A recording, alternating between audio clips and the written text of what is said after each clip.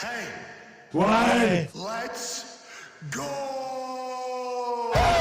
This show fucking stinks, and the fact that you listen, we are very, very thankful for it. AJ, you never cease to amaze me with your toxicity, pal. You got a couple of these? God damn it! What the fuck are you doing? Fuck Boston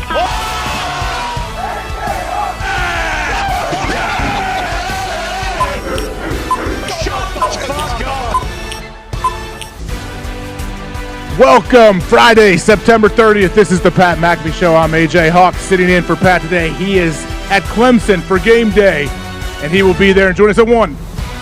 Football! We're still working on it. We're still working on it, boys. I'm still working on trying to hit the beat here. I got to try to figure out all this, the angle of this seat, everything going on with the Thunderdome, but obviously awesome to be here. Great to be here, guys. I'm going to switch from this camera that we started with to right here, one of these top two guys. Out of the bottom one, right above Conman, but Boston Connor is here. Ty Schmidt is here. Zito's behind the glass. Evan Foxy back there. Nick Moraldo. Bruce Brown somewhere. Gertie. Zeke. Who'd I forget? Me. Bill. Billy. Bill. I would never forget Bill. My fantasy football coach. Yeah, you guys are heating up. We'll get into it later, but our fantasy football is pretty good right now. We're doing pretty well, but obviously, boys, what's kind of taken over everything right now is the big Thursday night prime video game. We saw the Cincinnati Bengals beat the Miami Dolphins and Tua Tagovailoa. What do you guys think? Obviously, everyone's up in arms. Bengals win the game, but everything's overshadowed by what happened to Tua, 4 days ago? On Sunday. Sunday, falls down, back injury, stumbles. A lot of people see this. Now he gets slammed down. Not a dirty play by any means, I don't think so. And it looks bad, fingers, everything, all these neurological situations going on. Like, I guess in the moment, what do you guys think? I was watching two of my kids sitting there and the fingers, everything go. I was like, yeah. I knew exactly. I was like, I think he's knocked out. I've seen this before, but seeing it like that for that long was kind of tough. Yeah, it sucked definitely to watch. It was one of the worst injuries I feel like I've seen in recent past. That wasn't like the Dak or, where a leg gets broken and it's disgusting like that. I think just watching it over and over again because they played the replay, which I know, they kind of have to show it. They kept showing the fingers and everything. They kept doing it. And that stuff kind of gets me more than the broken legs and everything. But the big debate is like, why is he out there? How's he out there? And that's what we were talking about before the show. It's like, if he was cleared, what's he supposed to do? Not play because he doesn't feel comfortable? Like, the doctors clearly, and it was a third party. It wasn't like the Miami team was keeping it in-house. Like, it was someone came from outside the organization and was like, hey, yeah, he's good to go. It's not a concussion. It was a back and ankle injury or whatever. But that's what doesn't make any sense is people up in arms about them letting him play. But it's like, what do you want from the guy? They cleared him. And I guess people want to say, what, do you need to protect Tua or protect players from themselves? Is that the whole question people are asking? Today, you guys know, like, everyone's talking about it. Is everyone kind of on the same side? They're upset with the Dolphins and the NFL that he was even out there? Yeah, I mean, that he shouldn't have played on Thursday regardless. But isn't that what the whole point of the independent neurologist was? Because in the past, like, it was just a team doctor where they would maybe be able to fudge it a little bit if a guy was concussed, but he convinced them, like, hey, I need to go back in, and they were like, all right, we can't do this anymore. We need someone who doesn't give a shit. That's why they had to put a protocol in place. Yeah, like, hey, if somebody is showing signs, right, or symptoms of a concussion or of head injury, you have to take them through this whole process, and then there's different steps they have to pass. And people are saying there's no way Tua should have passed that, I guess, from Sunday to Thursday. Well, I guess, but then you talk about, like, McDaniel was saying, hey, I had a conversation with him. It was the same to it. Like, he wasn't exhibiting any symptoms of, like, oh, there might be something a little off here. Fitzmagic had his little pregame deal with him, and he was like, I talked to Tua for 2 hours and then like an hour after that where we were just kind of hanging out and it wasn't taped. He was normal. It was the guy I knew. So at that point, and like if you're playing in these games, you're not going in thinking like, oh, well, what if I get a concussion? Like it's football. You understand the risks. I'm sure you never, you might have got dinged up a little bit, but you're never going into a game thinking like, oh boy, like I might get concussed today and it might really fuck me up moving forward. Like that's just not reality. No, it's not. And I mean, I don't know how. Like, it's first off scary, super scary watching it happen. I watched it happen in real time. Like, geez, like my whole family kind of happened to be around the TV, walking in, seeing it as it happened. And I've seen different things like that happen. When guys get knocked out, they start snoring instantly. That's a scary one. That's super scary to be around. But then, I instantly didn't go to, oh, what's he doing on the field? I can't believe this. Because I've said this before. I don't see any way to where the Dolphins knowingly tried to push him through the protocol and push him through it. You can't really do it with the independent people, even if they're all on board. I don't see multiple adults getting behind this and trying to push the guy on the field. Yeah, and they're 3-0, or they were 3-0. It's not like they were. It's not the Super Bowl either. This isn't like I Yeah. understand I don't understand it, but people could justify if they would push someone through something like a protocol. It's like, hey, it's the Super Bowl. This guy may never be back here again. And then I would be a little more apt to think someone would fudge the rules, but here I just don't. No, it doesn't make any sense. Like, it's not as if that's what they were talking about last week with the Bills, where it's like, hey, this is a division game. Maybe then they, fudged it up or something. But again, the third-party doctor who wasn't part of Miami was there, so they're basically completely unbiased when it comes to him playing. They don't give a shit. They have to just do their job. And, if they were pushing him back soon, even if it was an ankle or a back injury. Like, if that was a serious injury and they were worried about pushing him back too soon on a short week, then he wouldn't have played. Like, it seemed like he was okay to go. And then, like Ty said, you're not going in the game like, oh, what if I blow my ACL? What if I break my leg? All that shit. Like, you just play football, and shit like this happens in football. Yeah, it does. And unfortunately, like, the players have to see it. And we I know I was reading things to where Tyreek Hill and different players were asking like throughout the whole second half on updates of Tua. So obviously it's still fresh in their brain. Yeah, anytime players are out there and you see somebody get carted off and you see both teams out there and like trying to go say something to the guy, it's super scary. Yeah. I think Chris Long tweeted something about it though. Like, players are able to compartmentalize things and try to block it out as much as they can. But this one was such a scary one that we heard, even the players on both sides were kind of asking about Tua updates throughout the whole game. Well, and I think a lot of people were saying, in terms of McDaniel, like all the malfeasance, like this guy, everything we've seen from him, like he's a player's coach. He's one of these younger guys who legitimately cares about his players, almost like, I don't know, you would know a lot more, but it seems like it's kind of like it's almost a blurred line between like you're buddies with the guys, but you're also their head coach, which I don't think it happens too often. And it goes back to, like him and Tua, I think, have a very strong relationship. Like he understands that, hey, I was brought in to kind of make sure that Tua is the franchise guy because we drafted him so high. And I just can't imagine that in a Week 4 game on a Thursday, in his first season as a head coach, he would do something so crazy to really jeopardize not only the rest of Tua's career, but his as well. Because I don't think he would have the power to even override these doctors. Right. If he wouldn't have stepped in and bang on the door of the doctors and the independent people and say, hey, Tua, you don't understand, this is my opportunity, I'm a head coach. First off, he would never do that. No. And if he did, they'd laugh him out of the room. Like, no, that's not how it works, bud. Like, you just got in the NFL anyway. Stop. Like, or you just got his first-time head coach in the NFL. He's been in the league for a while, but still. And I get it because like there is a lot of outrage this morning. And who are they mad? Okay, where is all the outrage? Like, first off, I think it first should be, outrage, and we're worried about Tua. Like, hopefully this guy is okay. Yeah. And he can figure everything out. But who are we, I guess, who is this towards? All of the outrage? The Dolphins and the NFL, or what? Yeah, I think the Dolphins and the league, because the general narrative is there's no way this guy should have been playing. Yeah. And again, a lot of people were saying, which is where it gets very dicey, like basically overriding what the doctors already said on Sunday. Everyone was saying like, hey, we saw it with our own eyes. We know this guy was concussed on Sunday. It's like, well, the independent neurologist said that he wasn't. So again, it's whether or not you want to believe that the NFL is, hey, whatever happens, we don't care. This guy's a starting quarterback. We need him to play on Thursday. And if that's your mindset, then I don't think anything anyone says is going to convince you otherwise. Yeah, I think you're 100% right, Con. I know you had something on that, but they don't want to get sued either down the road. Yeah. Like, everything is like, why do you think now if you get Toradol shots? Where I went to Cincinnati. I'm with the Bengals for 1 year, and I remember one of our first meetings. They're talking about Toradol and hey, there's possible side effects, especially down the road.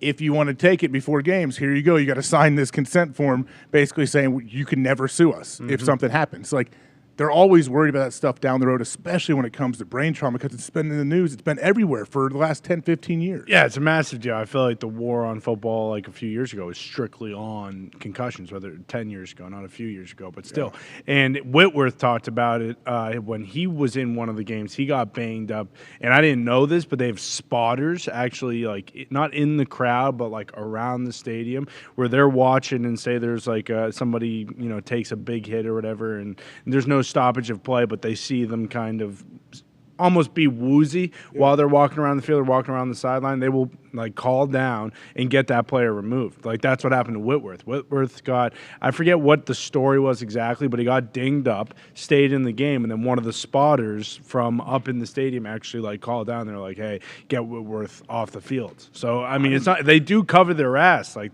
it doesn't make any sense why people would be upset with the Dolphins or the NFL. Like it sucks, but those are the rules. The doctor said he was okay to play. He himself too said he was okay. You need to be pissed at the independent doctors, whoever those people are, whoever did it. In the Dolphins, like you could say, "Oh yeah, well clearly he was stumbling around." Yeah, believe me, to me it looks like it. I was watching that game. I was at Nick Mangold's Ring of Honor induction at the Jet Stadium. All of a sudden, I'm watching on the TV screen. Tua gets dinged up. I watch him. His head hits the ground. Yeah. He stumbles around. In my mind, oh man, that sucks. Tua's out the rest of the game. I hope he's okay. And then I see him throwing touchdowns in the fourth quarter. I'm like, man, how does that work? And now here we are, all of this.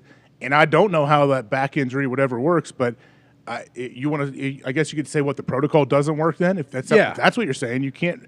I just have a hard time saying, hey, Mike McDaniel, the head coach, this is on him. It's not. They don't deal with the medical issues anyway. It feels like the protocols. Like I can see that, and I think everybody had that universal reaction, and that's why people are so upset because everyone watched that play against the Bills and were like, "Oh, okay, he has a concussion." And then I think people were surprised that he came back in, and two was ruled a back and ankle injury. Like that, I think took everybody by surprise. But what are we talking about? Like, do we really think that the trainers and the medical people were like, "Oh yeah, you got a concussion, but we're just going to say you got a back and ankle injury so you can keep playing"? When everybody saw you, everyone saw you stumbling on the field too, so they also in their brains know if we do put this guy out there, we know there's going to be a lot of questions. So we have to be very, very confident in what we feel is right here. And then on top of it, with everything that happened, you're starting to get these guys should not be playing on Thursdays. Like, it's bullshit. They right. play on Sunday. Yeah. Oh, Like that kind of is just getting compounded over the top of it. It's like, well,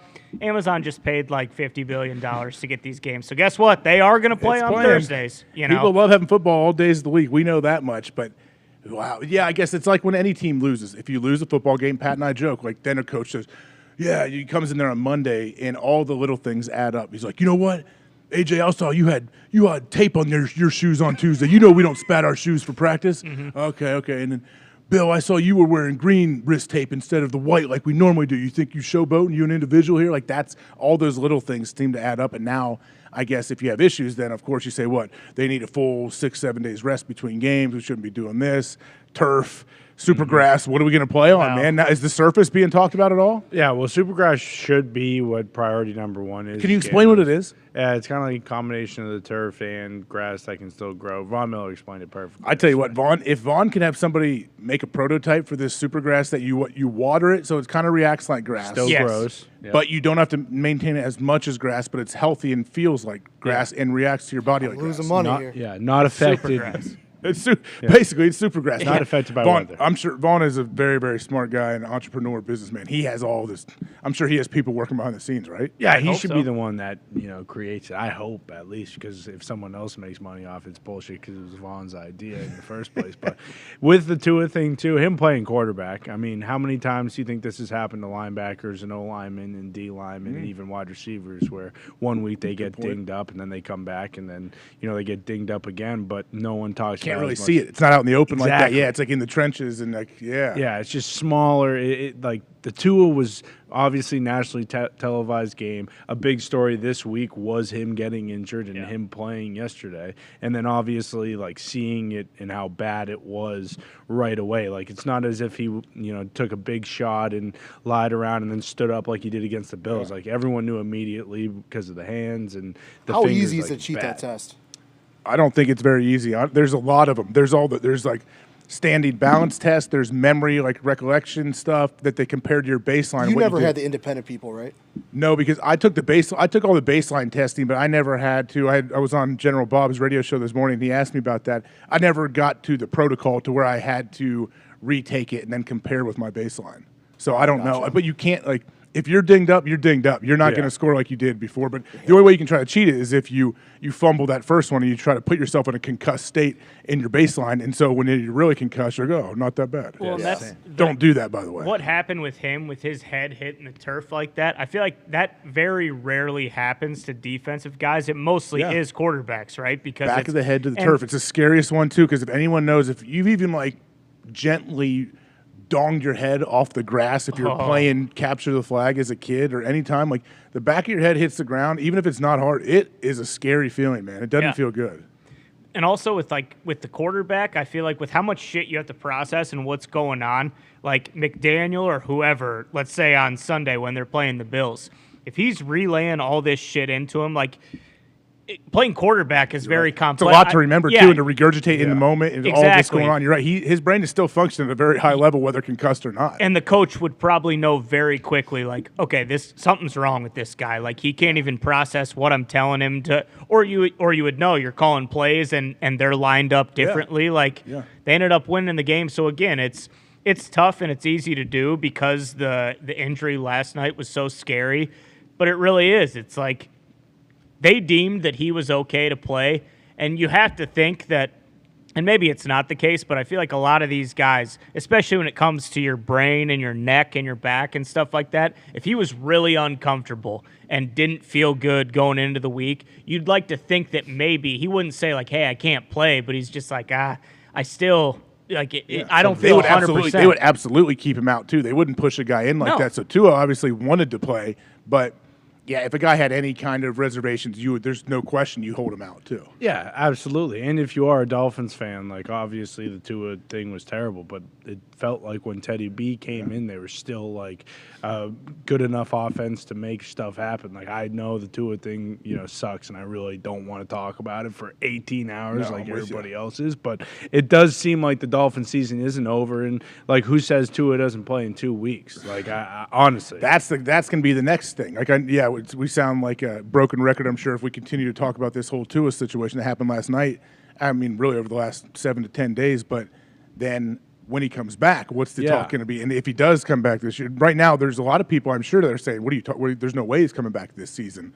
And then I'm sure there's a lot of people saying, "Why not? Well, let's see what happens." I don't know. I mean, it was serious. It looked terrible, but also, like, if doctors were comfortable enough with letting him get on the plane, home. That was a huge thing. I thought that was a huge step for. It's a great news for Tua and his family that he was able to fly home with the team, because even if they have any kind of issues, they're like, hey, we're going to hold you back overnight just in case, make sure there's no issues, and then we'll get you back tomorrow or whenever. Right, so they have to be at least okay with, hey, you flying isn't like you're not gonna land in Miami and we're not really going to have a serious problem. You can at least get home, get to your house, get comfortable. So that's got to be a good sign. I think it was huge. Yeah, I think I heard he flew back with a neck brace on. Yeah, they said, neck brace, just probably just in case. I know they strapped him in when he was out. He was out there for a long time, man. Yeah, it's like 10 minutes or something. But, I mean, him flying back is massive. And if he does come back in 2 weeks, people are going to be pissed about it. But, like, what do you want him to do? If the doctors say he can play, is he just going to say no?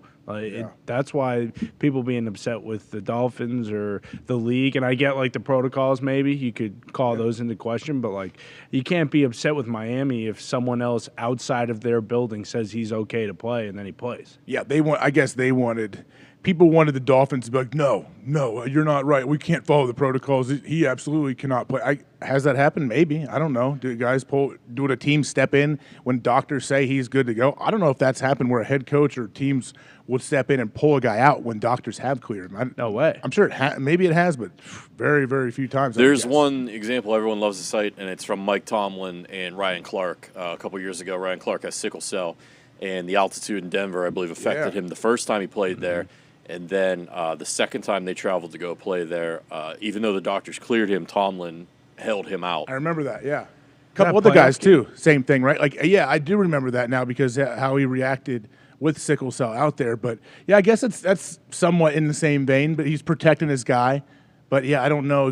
This Tua situation, just because of who it is, how good they are. How good they are. The new head coach, primetime Thursday game, like all of that stuff plays into it, I think, and that's why it's going to be talked about for a while now. Yeah, and even if they didn't, like, say they didn't play yesterday and their game was Sunday, or even if he sat out this week and then next weekend he played and got a concussion, it feels like no matter what, because he got another concussion, it was that bad, people were going to say, like, oh, he came back too soon. You're like, because obviously the shortness of the time does come into effect because it was a Thursday game, but I feel like even if it was this Sunday and it happened, people would say, like, oh, that was too soon. He clearly got concussed last week, or even if it was next week.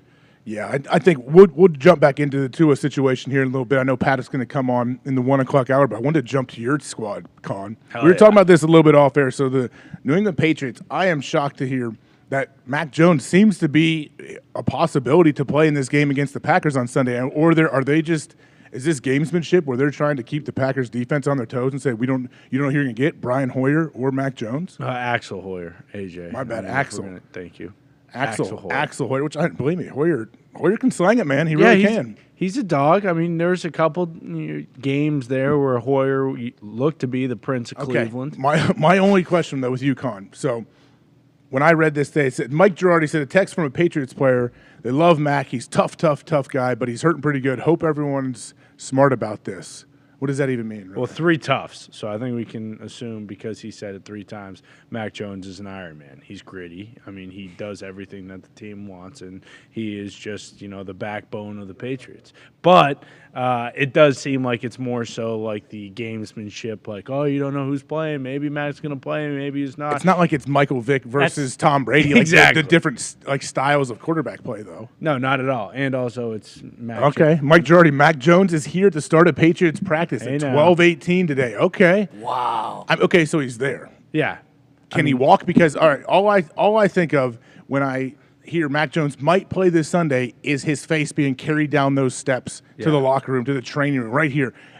So you're telling me that can happen, and 6 days later you can go out there and stand on that foot and ankle and run and play when it's supposed to be, 4 to 8 weeks? Well, if you're a tough guy like Mac Jones is, then there's a chance. That's what I'm saying. A tough guy, to have that kind of reaction has to be in absolute massive amounts of pain. Well, he wasn't in pain there. What was really hurting him is the fact that he might not be able to play football next week. It was emotional pain. It was emotional pain. I'm okay with that, Con. You know that. Emotional pain, I'm okay with letting it show. Yeah, in that moment, Mac knew, I can't practice Tuesday. This is the worst thing of all He's like, time. but Wednesday, I'm still questionable. I'll Don't be out worry. there Wednesday Yeah, probably. I'm going to be walking Friday, around. guaranteed, Girardi. Doesn't Guaranteed. matter. Yeah, I will be there Friday, and I assume he's going to fly with the team too. And Axel Hoyer will be fine, but because he's so tough, I think Mac might end up playing on Okay, Sunday. let's make your prediction, Ty. Do you think Mac plays on Sunday? No. Me either. No, I say no for me. He's a tough guy. He's tough guy. Whoa. And that's why he's having a hard time playing, because he's in massive pain. Yeah, I know, but if he wants to be out there, he's going to be out there. And I don't know how the Toradol situation works in New England, but I also don't know if it matters because he's a tough guy. Also, if he can't move, is there really even much of a difference between him and Hoyer? So that's why he could play, I guess. He's going to be so fucked up with his ankle. I mean, I guess, they shoot him full of Toradol and he doesn't feel it. But, what if first possession of the game, Rashawn Gary comes off the edge and boom, puts his helmet right into his ankle? Then, Or just makes him move. Like, hey, let's just move. We don't even have to get to him. Let's make him uncomfortable. Try to get some pressure up the middle. Make him just move around the pocket, especially early, because we know he's going to be basically one-legged, it feels like. Well, and I assume that's what LaFleur would be like, hey, we know this guy's tough, but I want to see if he's tough. So let's make him move. 5? All eyes will be on that first quarter of Green Bay versus New England, because we will see if Mac is tough, right? Well, no, we know that Mac is tough. We need to find out if he's tough. Here we go. We got some footage here. What is this? That's Mac standing behind there, 2 feet. Yeah. He's got 2 feet planted square. I mean, he can't move. Is he even catching them? They're messing. He's just dicking with us. Obviously, Belichick and the whole squad. I get it. This is great move, I don't man. know. He's Watch. still Let's see. putting some zip on Is the this a ball. live feed we have here or what? Oh, yeah. This Mike. Let's see if he turns side. Like, do you think he's going to turn and point that shoulder at his target, or is he just going to? Well, there he's got good. I believe this is the whole clip. He's got good mechanics. There's a 0% chance he plays on Sunday. He looks like he has some nice high tops on. No bulls, but I mean, he is. Look at him that fake without moving his feet. He definitely. You think they cut a cast off of his leg just to put him out of practice? Maybe. Could be a fake leg.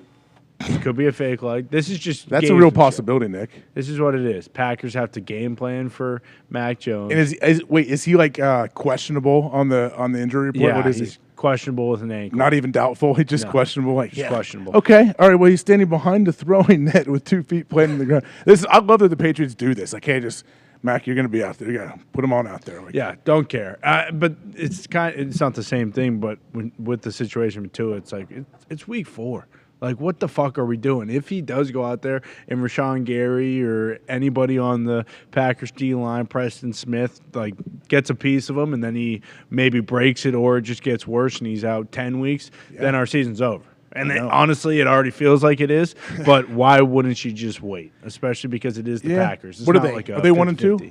Yeah, 1-2. Okay, but also another reason on the flip side of why you would want Mac in there and try not to wait, like this could be like a season-defining win if the Patriots can find a way to go to Lambeau, beat Aaron Rodgers and the Green Bay Packers and that great defense, and go to 2-2 instead of 1-3. Not only does it boost up the confidence and everyone looks at the organization in a much positive, like more positive light on the outside, which Bill doesn't care about, but still they feel it. Like I can see him knowing, like, hey, this is a big one for us. Yeah, definitely. I think people up there are already sick of Bill, honestly, this Really? season. Yeah, it's They just want to move on. Hey, all right, let's see what Bill has for us next year. Are they already onto that? No, they want to be done with Bill. Like they see what's going on. Like kick him out of town? Yeah, like they see what's Really? going on with McDaniel. We want a cool, young, hip head coach. They fucking stink up there. Okay, Is that really happening? I swear to God, yeah, it is Jesus. actually happening. It's despicable. I can't even speak on it. My blood will get boiling. But I mean, I genuinely They really turn that fast? yeah. I mean, I guess that's what you love and respect about Boston fans as well, though. Like, hey, if they're with you, they're with you. But I feel like they may have jumped off the bandwagon a bit too soon here if they're off the Belichick wagon. Well, especially because last year, like we started 2-4, and we still ended up going to the playoffs. But I think it's more so with the whole Patricia and Joe Judge thing and the offense that didn't help at all. And now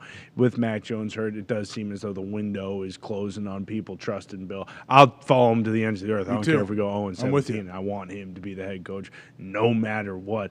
But it does feel like even with the Packers and like season-defining win, sure, but like 1-3, and then we rattle off like Detroit, Chicago, the Jets once, the Colts. Like we can be 1-3, They can make a run. and then they can go on a run, and then it's I think bye week 9, and then the Jets. So like you could go 6-3 or 5-3, and then go into the bye week, and then come back with the Jets and still have a massive chance at going to the playoffs. And then it's basically just primetime games for a month straight from Thanksgiving on. So you're saying you still have hope? Oh, for the I have Patriots. plenty of hope. Yeah, because I mean, strictly because of last year, we started 2-4. Like I think the Colts did too. The Niners started really bad, and they lost to the Colts when it was raining out. And they're like 1-5, and they still end up in the NFC Championship. Like I don't think the season's over till you get like 8 losses, especially in the AFC, just because of how good it is from 1 to 7. Every single team is so good, but a lot needs to happen, and I don't know if it starts on Sunday with Mac Jones playing with a busted ankle. Ty, what about the other side, though? What do you think of the Packers? You think they're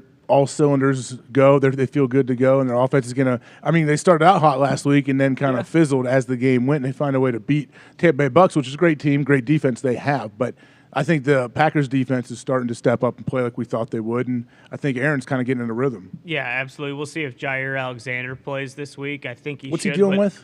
Groin. Okay. And he got hurt very early in the Bucks game. But the Bucks game was also kind of weird because they went right down the field on their first 2 drives, scored touchdowns.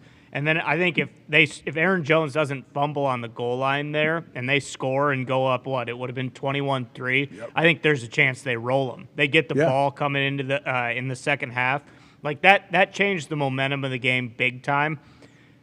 I don't know if I'd bet on them to be. I mean, I think they're 10.5 point favorites. It might be down to 10.5 points in the NFL. And that's just Belichick is so good. Like you'd have to imagine that they're going to be pretty tough, and with their run defense and everything. And the Packers' offense is still kind of figuring everything out. But the Pats offense, like I just don't know if they, especially if Hoyer plays, and with how good the Packers defense has looked the last 2 weeks, I just don't know if they have enough firepower to win. So I don't know if it's necessarily going to be a blowout. I think it'll be much closer than people think, just because that's not really Belichick's MO. He's not really getting fucking blown out by anyone. But no, to say that I'm not supremely confident, like I am. I'd be very shocked if the Packers don't win on Sunday. Yeah, I think if Mac Jones makes the trip with the team, put him up in a box or something. Don't make him stand on that damn ankle and have it even more swollen by the time the game's over. Do something. Put a headset on him. Let him call the plays. Exactly. Or Right? just let him sit on the bench. Yeah, call plays, look at the jumbotron. I mean, the only hope for New England is that they do have a good defense and they do have a good run defense. And we have proven that if circumstances call for it, the Patriots will run the ball 65 times in the game and not throw the ball. So I feel like there is that sliver of hope, but you can't think as,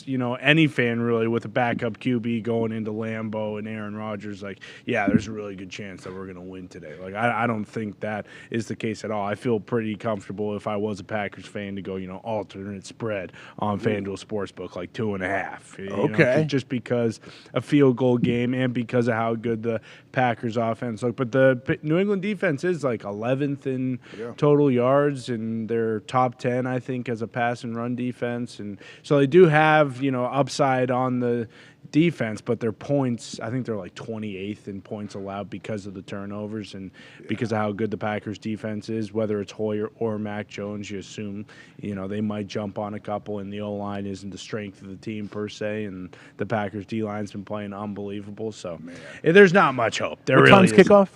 4:25. Oh man, Ty, like Lambeau, it's going to be what, October 2nd, Yeah. 3rd. It's right. We just Romo and Nance on the call. we just crept into October. The weather's perfect. It's like trick or treat weather. That's what I like it to is. call it. That's what it feels like lately. We walk outside at 7:30. It's windy. It's a little cloudy. Yeah. And it's like 58 degrees. Like, whew, here we go. Nothing Let's better. keep. Perfect football. This is football weather. This is trick or treat weather. That's what you're gonna get at Lambeau on Sunday. That'll be if you're there in person, that's going to be a fun one for sure. If you're playing in it, those guys will love it. I think fans will too. I know Nick's going to pop up some music real quick while we get to our first break here for a little bit. We're going to take maybe 4, maybe 5, Ty. I don't know. Okay. Maybe Maybe 4.5. 5? Hey, your Maybe call. 5. We got plenty to go. We got Pat coming up in the next hour. He will be here on the 1 o'clock hour, and then General Bob Carpenter will be with us in the 2 o'clock hour, most likely. He confirmed that when I was on the way here. We have a lot more to talk about. Obviously, Zach Wilson's back. Jonathan Taylor missed his first practice. I don't know if you guys heard this. What? Basically forever. The dude's an Iron Man. Come on back. We'll see you in 5.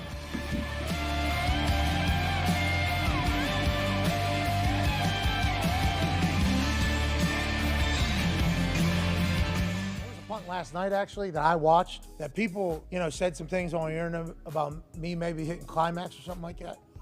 And I would never do that from a football play, okay? Have a little respect. Come on. Okay? But boy, I'll tell you what, I was excited while I was watching it. bet. It was fucking glorious. The man's name, he went to Toledo, named something Womack, okay? Womack is the gunner that we need to watch for here. But this is the human that I think we should kind of keep an eye on right here. This guy right here, Mitch Wishnowsky, obviously has incredible flow. We saw that. He's an Aussie guy. He came in with a lot of fanfare because he was talented in college. He has grown each year and gotten significantly better. He's got to have a massive fucking leg right there, okay? Because the way he hits balls is different than I've seen anybody do it every single time. Now, a lot of guys are hitting this style of pooch punt. Okay, this is happening around the NFL everywhere. The ball is straight up and down. You can literally see how it's straight up and down, right? Now, this is the Aussie style of kicking. It was called rugby style because the commentators didn't know that Aussie rules football existed, and that's bullshit. Right. Aussie rules football, much different game than rugby. Rugby and Aussie rules football both played in Australia. They certainly both do this style of kicking of the ball, but everybody that has come over to the NFL from Australia, at least in the past, I'm sure there's some rugby guys now, have all come from Aussie rules football, which is a game in which you literally punt the ball back and forth to your friends as you move down the field. They wake up in the morning, these Aussies, they call each other cunts. If you call somebody like mate, that's kind of like an undershot of if you call them a cunt, it's like you're actually friends with them. pal. So this particular punt is used by most guys now in the pooch area. There used to be a coffin corner where a guy would attempt to punt the ball out of bounds. The issue with that is, and he could have done it on this one mostly because Denver's in kind of a hold up here. You see there's a little bit of a bend. But if they were to bring these dudes in, okay, if they were to bring all these dudes and this guy, stepping out of the box is not necessarily something you want to do because guys like sometimes these guys and sometimes like these guys somehow run like 4.2s now. Whenever he hits this ball, he's thinking to himself, I want to land this thing around the 3 or the 4. Denver air, so it's going to go a little bit deeper. He hits this fucking ball as perfect as you can catch it, and then Sam Womack out of Toledo makes a play that is just beautiful. This ball, as it's traveling down, is eyeing that fucking line, isn't it? Little slow turn at the end.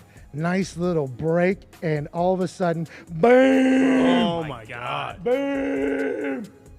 Bam! The most perfect punt of all time. Darn. The meat of the ball is in the field of play. The tip that has to touch the paint is in the paint. Literally couldn't have hit it any better, more perfect. At high altitude, we'll say he did it on purpose. This guy's so fucking dialed in. And then it takes a bounce. Look at how fucking high Absurd. that ball is, dude. I mean, if you just look at that and then you go ahead and that's fucking, look at how high, could not have had a better fucking bounce. Then all of a sudden, a dude out of Toledo says, I believe I can fly. Fucking soaring through the air with the greatest of ease. Perfectly timed jump. Yeah.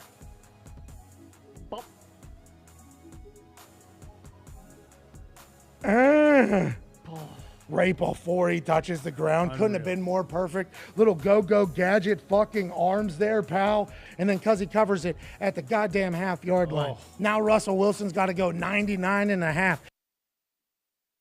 Allen shows up way more than just in the measurable stat sheet, though. One point to always remember about him, he's very valuable in a bunch of different ways. He's such a smart player and an excellent blocker. And I'll say that about Sammy and Randall as well. You know, those guys really block well. There's some big-time blocks by all those guys, and then even on the screen on 2nd and 28 to Romeo, Allen and Randall out there, big-time blocks. Josh Neesman was down there with a block, and we're really, one block away from a 2nd and 28, 50-yard touchdown on a screen pass because of the effort of those guys. So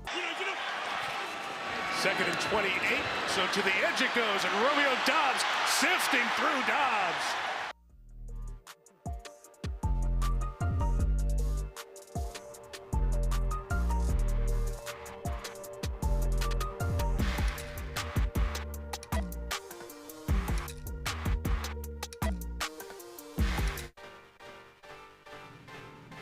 Welcome back to Pat McAfee Show. I'm AJ Hawk, sitting in for Pat. He will join us here in a little bit from Clemson for the Clemson NC State game tomorrow night that we may be doing a little something for here, right, boys? Oh, yeah, we are. Anyone, maybe. You want to explain anything of what we're doing? Do you know? Are you teasing people with it? Is it a surprise? What's happening?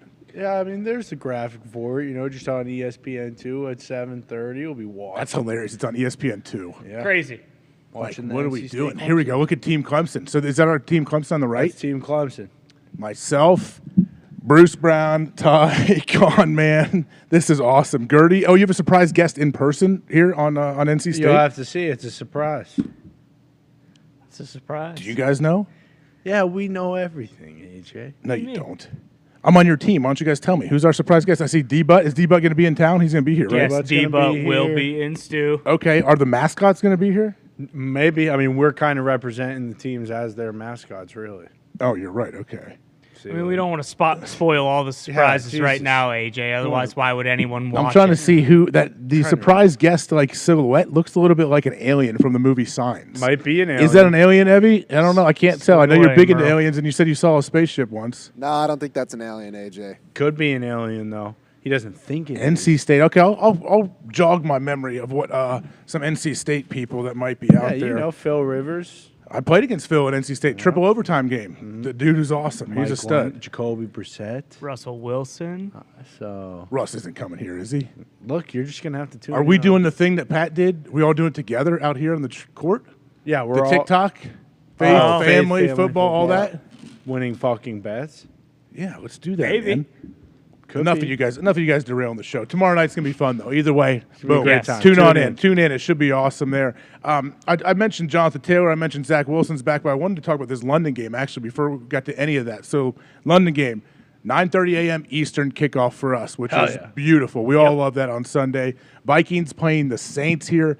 Andy Dalton is officially locked in as the starter of the Saints for this game. Kirk Cousins, man, I don't know. Vikings, I'm not sure exactly who they are. The Saints, I'd like to see what they're going to be with Andy Dalton, but Saints are 3-point dogs. Is that surprising? Saints are very banged up. Yeah, Anders Pete, their center, he's out. Obviously, no Jameis, no Michael Thomas. He's also out. Their monster O-lineman was out from the beginning of the season, right? He may be back late in the year. Remember their draft pick who was just dominating everybody in training camp and fighting everyone and driving them 30 yards downfield. Right? Yeah, like November is what they're thinking. Hopefully for him. Yeah. And what about the Vikings? Any kind of injury concerns that we know of? No, I don't think so. Man, they're good to go. Dalvin Cook was banged up, but he's cleared. He's playing. So it really is just kind of the Saints banged up and the Vikings and Captain Kirk looking to get. Where are they playing again? They're playing at the field that we saw do all the Tottenham.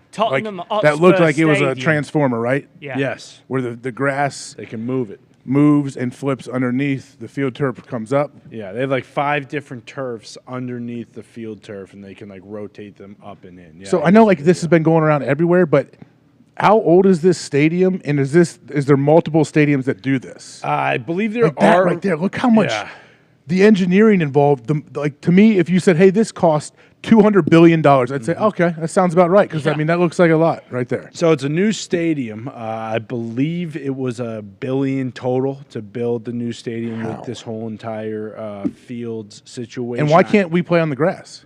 I don't know. They don't want to ruin it for the soccer players. Yeah, they put the AstroTurf in for the football game. Really? Yeah, Mark Ingram, I think, tweeted about it. He was pretty pissed because obviously the whole grass turf debate right now, again, Super Turf will solve this situation. Is one of the 5 services like a prototype Super Turf? Do we know? Beta, maybe in the beta stage? I don't know. You dumb Americans won't get all Super Turf. You play on regular turf. Bash your skulls. Where are you from? Sir? Britain, foggy London town. Mm-hmm. You didn't have to tell me. I could tell your accent was so spot on. I thought you were calling from the 50-yard line of the game with Kyle Brandt and that comedian they had on NFL Network. Man, that guy seen crushed. that guy? That guy crushed. So did any of it make it on NFL Network, though? What? Or didn't you say they edited it way down, whatever made NFL Network, compared to what made the internet? Good Morning Football is live.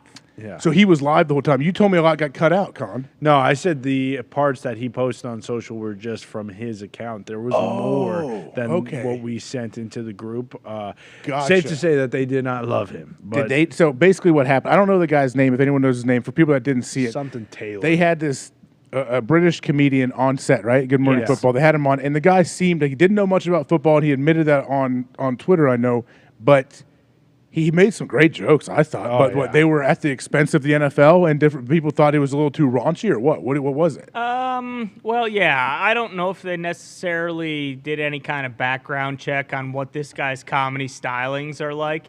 What did he say, though? Do you have any specifics? He said several OJ jokes. That's right. He didn't know a lot about football, but he hammered home. Yeah. What about Peyton? He said something about like a Peyton Manning, and she had a sex change, and it was Chelsea Manning. Oh, my gosh, you're right. This guy, he wrote material just for this show. He had no idea the impact it would have, right? Right. Finn Taylor is his name. Everyone on set, very, very uncomfortable. Like, face is red. Like, people do stuff, and I say, like, oh, that makes my face warm. Like, if something's cringy, that wasn't cringy, but that was, to watch them get uncomfortable felt like, for me, like, oh, my face is warm. I'm also loving it. I think it's hilarious. And this guy, great job by the comedian. And it is kind of surprising because obviously a big part of this is growing the NFL globally and especially in London.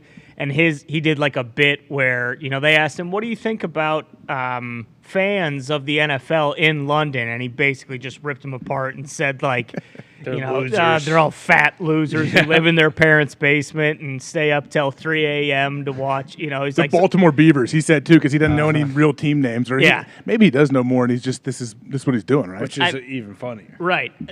Get James Corden.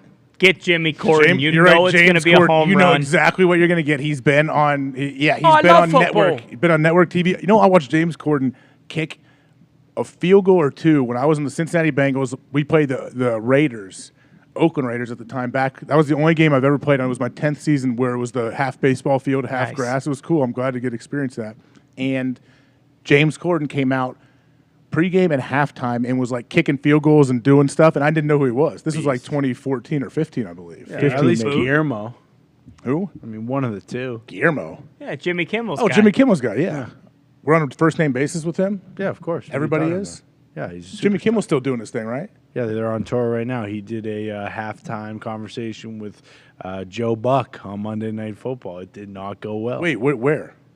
At the stadium, at MetLife, because he was in New York because they're taking a show on the road. This was for Jimmy Kimmel's show, though, so it played late, like at 11:30 or whatever? No. No, this he was did halftime of Monday Night Football. yeah. halftime Monday I Night Football, missed and then he had a this. show. Yeah, halftime Monday Night Football, then he had a show. That Why night didn't it in go New well? York. Why do you think it was It bad? was just kind of awkward. Yeah.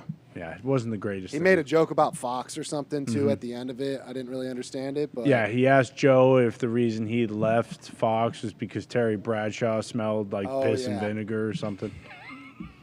And now, that was a joke? Yeah, What exactly. what's Joe Buck say to that? Joe was just like, Joe's awesome. no. super awkward. Yeah, it was very awkward. And I think most people, even though we understand that Joe and Troy are doing Monday Night Football, most people that just know of them don't realize, they went from Fox to ESPN. No one cares about the network. They just see them on TV, I feel like. they For just most, like to we hear care. We know if they jump, but 95% of people probably don't have any idea, do they? Yeah, no, and they've also continued to crush on Monday Night Football. They're one of the best booths in the league. Yeah. In Barcelona. But World Cup, but what happened? Something at the World Cup, man. More stuff was going on. Yeah, more stuff is People going trying on to at promote the World game, bad things happening, right? We don't know, allegedly. But, yeah, I don't know. The World Cup is scaring me, but it's in November. That's when we start? Yeah, end of November, I believe. Well, who's So going to we'll win? catch the games that aren't on football games. Who Who do you think is cares? going to win? What do you mean, who cares? You don't want to know? Again, if the World Cup would have been in the summer, I would have been Awesome. pumped for it. I don't care. I'll watch when the U.S. plays because we are going to win. We're going to beat the piss out of everybody. But outside of that, I don't necessarily love what they're doing over in Qatar. It does seem like there's some questionable behavior, You doesn't see it? what people are expected to stay in? No. Oh, I did see some of the, they aren't done yet, but they're like little jail cells almost, right? Or tiny Pretty much. trailer type things, Yeah. just rows of them. Probably reek of dead bodies in That's there. their hotel? That's their hotel situation? Oh, they said all the actual hotels are already booked up early by people with some money, right? So who stays in that? People that want to come watch? I mean, Or is that where players? Do they have almost I like hope do not. they have like an Olympic Village where they put players up? Well, even the Olympic Village has had problems in the past. That's just a whole sex romp, isn't it? Didn't they? See, that looks kind of Is this Firefest or is this the thing? I believe it said Qatar. I mean, do they have AC in there? Billy would have loved to have this at Firefest. His tents were not nearly this night.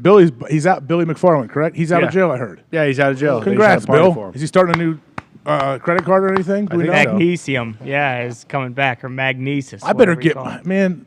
I've been sending my credit card numbers for a long time. They better send me some cards back because they've been charging my card for like 5 years. Even when he was in prison, I've been buying his stuff. That'd be nice. This looks good though, right, Ty? I mean, those beds look comfy. I'll give them that. Is that right next to the towels? Is that where they piss and shit? Just in that little basket? No, in the wicker basket. In the wicker yeah. basket, Yep, okay. in the center there. The wicker box is where they dump, and then they pee in the little basket right there, right? And then they go just dump that out in a trough somewhere, and the migrant workers, that's their lunch. Yeah. Where do we go from there? Well, Billy McFarland, like you said, he just got out of prison. it feels like we the go. misdirection. I'm sorry, John. What are you saying? We just tell Billy McFarland to create the super turf and he'll make it happen. But yeah, no, Billy's the guy. yeah, he's the one. Billy's a dreamer. You can't. Hey, you don't want to bring an umbrella to a brainstorm, right? And That's Billy's right. our guy. He could figure it out. Ty, you have some misdirection that you throw at me at times. That one got me pretty good. He said that was their lunch. That's just a terrible thing to say. Yeah, well, luckily for them, most of the people who made it through the building process are, dead anyway. So. Oh man, we're gonna go through. So Pat and I got to do our picks today, right? Yes. Yes. We will do that sometime later on in the second hour, towards the end of that, I guess. I haven't really taken a big look at the slate of games going on this week. I know what's going on a little bit. I don't know the lines though. That's what I can't believe 10.5 point favorites, the Packers. Yeah, it's Yeah. like 10.5 or 9.5. Yep. Yeah, 9.5 now. 9.5 this now. is there are some big games though. I don't know, man. This is the whole thing. Like going, okay, the Ravens Bills. That one's obviously very, very Yeah. intriguing for everybody. Sunday Night Football, Chiefs, Bucks, Browns, Falcons. That one, people are lining up for that one, right? I'm honestly- actually really excited to watch Jaguars Eagles. Yes. Yeah, I know. Did you ever think you'd say that? Absolutely not.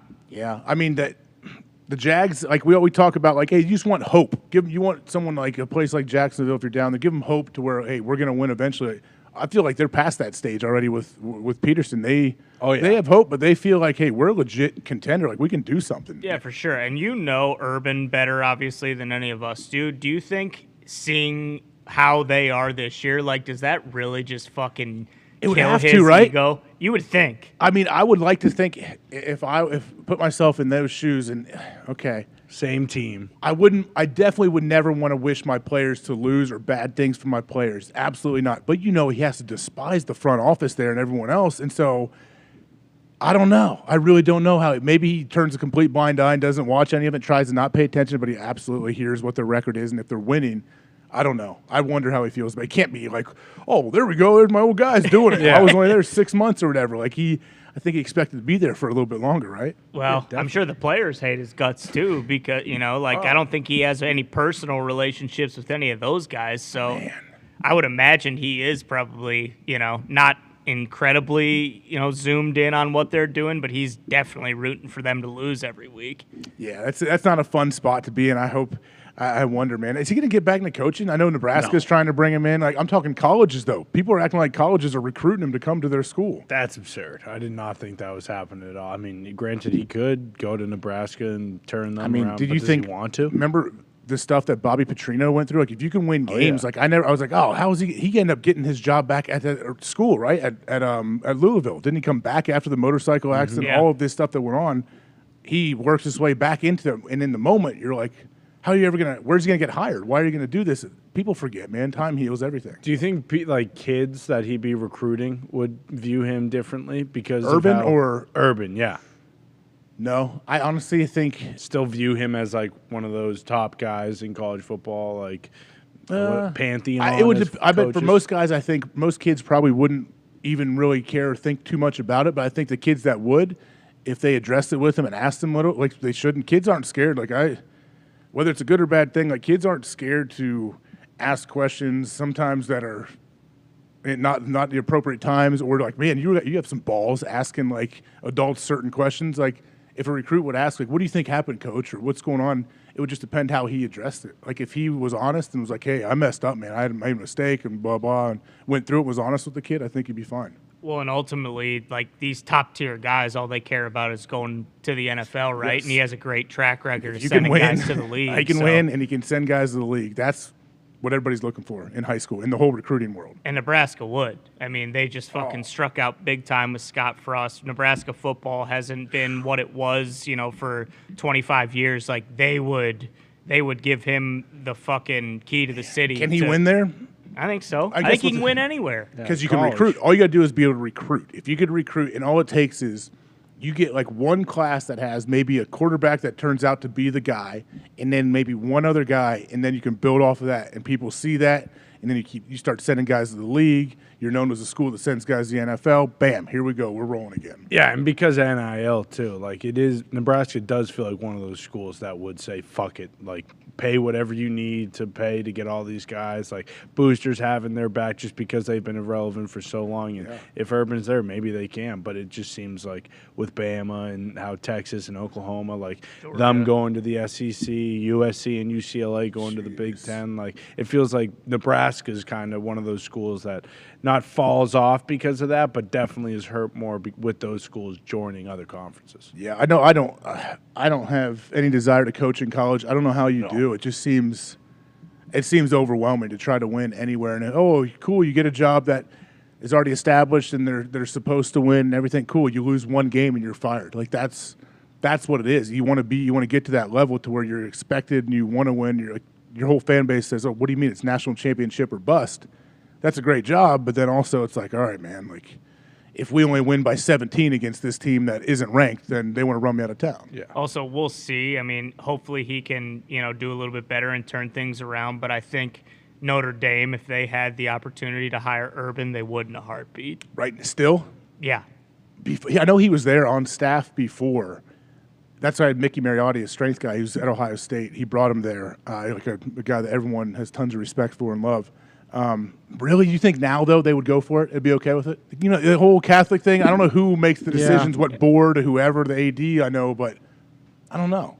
mean, ultimately, all they care about is winning and making money. But isn't Notre Dame the one place that says we're different? We're not only about winning and making money? Yeah, they can say that, but I mean, you remember they hired Charlie Weiss. It's like he's not some saint. Like he was a fucking maniac on the sidelines, swearing like Brian Kelly. Yeah. Like they watched right. him scream until he was. I mean, killed a kid. They watched him scream until he was red in the face on the sideline, getting in players' faces. Like if you're winning, you can act like a psychopath and an asshole on the sidelines. You know, He's got to win. just got to win, Just baby. win, baby.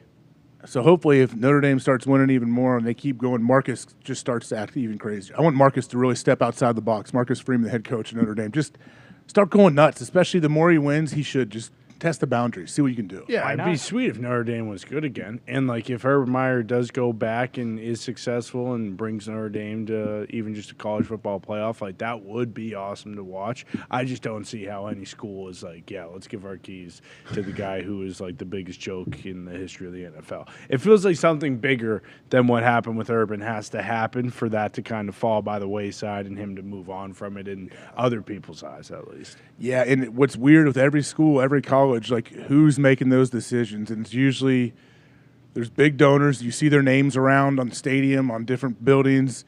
They have so much pull, man. Like if there's like a board of regents or a board, whoever, like Texas. Yeah, like those like people. Committee. Oh yeah, and then they're all. It's like politicians, probably basically, where you're basically lobbying with your donation money, and then gives you certain access, and hopefully I can sway or the AD or have some kind of impact on at least who we look for to hire and to bring in here. And I'm like, man, I didn't know that. Like it happens like that at a lot of places, and I'm like, man, a lot of these head coaches are dealing with these people in between games and stuff. Like big donors text them, hey, man, I think Timmy needs a little more time in the second quarter, coach. I'm like, you got to be kidding me. I got to deal with this too? Well, like Ryan Day had to do it. Was it to the board or was it just to like a group of boosters? I think it was like a speaking event to like a boost. Yeah, to the boosters. And he was just like, hey, I need $15 million a year to keep up with all the other schools because top QBs and top linemen and top wide receivers and DBs are like $3 million a pop now. So it feels like if you do have a board that is all in on you and will give you those resources, then you can kind of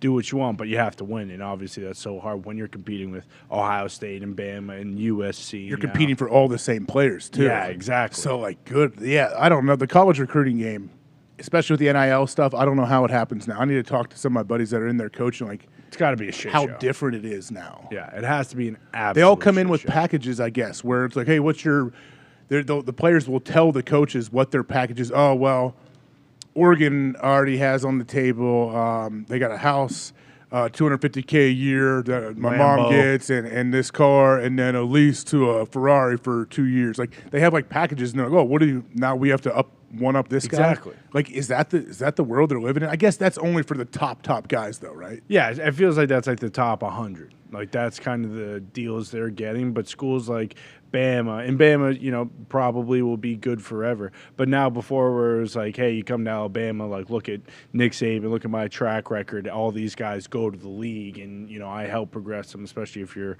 like a corner or a wide receiver or something like that. But now it's also like, hey, that's your track record, but what are you going to give me? Because I feel like I'm good enough where no matter where I go, I'm going to go to the league. But if I go to Oregon, to your point, I'm also getting a Ferrari. Whereas if I go to Bama, I'm getting some money and not a house and all that other shit. So the packages seem to be that, thing that gets you over the hump. Oh, yeah. And then, like, Bama has to say, hey, we may not give you a Ferrari, but guess what? We have the best coaches in the world that we can absolutely we'll put you there. We'll put you on the stage to be in the NFL, and that's your best opportunity here. But we're going to quick pivot. No break right now, guys. So, Ty, hold your pee. I know you said you had to go. Don't worry about it. I like your little foot holders you guys have, your footrest. We can't see those, can we? If we zoom out, look at you guys, little professionals, like you work you're doing HR for somebody or whatever. Yeah, right. Driving a fucking motorcycle. That's pretty sweet. But guys, hey, the time has come. It's about the 1 o'clock hour. Oh, it's exactly the 1 o'clock hour. We are going to throw it down somewhere in a suite, somewhere in Clemson Stadium, I guess, right now. Ooh. Let's throw it down there to Mr. Pat McAfee. Pat, what's up, buddy? How you doing? Yeah! Wow, that's real? That's a real background? It looks like green screen. Listen, it might look like a green screen. It might look like I just got dropped in here because of how high quality this is. You should have seen the dudes putting this together, okay? There's a man with a mustache that's all like primed all the way, yeah. twirled like this. You know Raleigh what I mean? fingers. There's yeah, like Shad Khan or whatever. Nice. I mean, he's got that. It's going and a full beard on top of it. He was in charge of the lighting. He said he was going to make my teeth whiter and my skin tanner. How'd he do? I think good, Pretty right? good. Nailed Yeah, it. you look great. Oh, You look yeah. great, That's what I'm man. talking about. Thank you, cuz. And then there's this other man with this incredibly shaped up beard. Okay, long beard. Guy did it himself. All right, he told me he did it with the Clippers earlier today. He looks fantastic. He's running the camera and the audio. I'm lucky to be here. This is that hill. I don't know if you can see it. It's Oh, yeah. right Yeah. here to my left. This is the one that Dabo, the 50-year-old, was fucking sprinting down just a couple weeks ago when we saw him in those khakis. It's much steeper in person than you could imagine. And it's got a little bunny hop in the middle of that thing.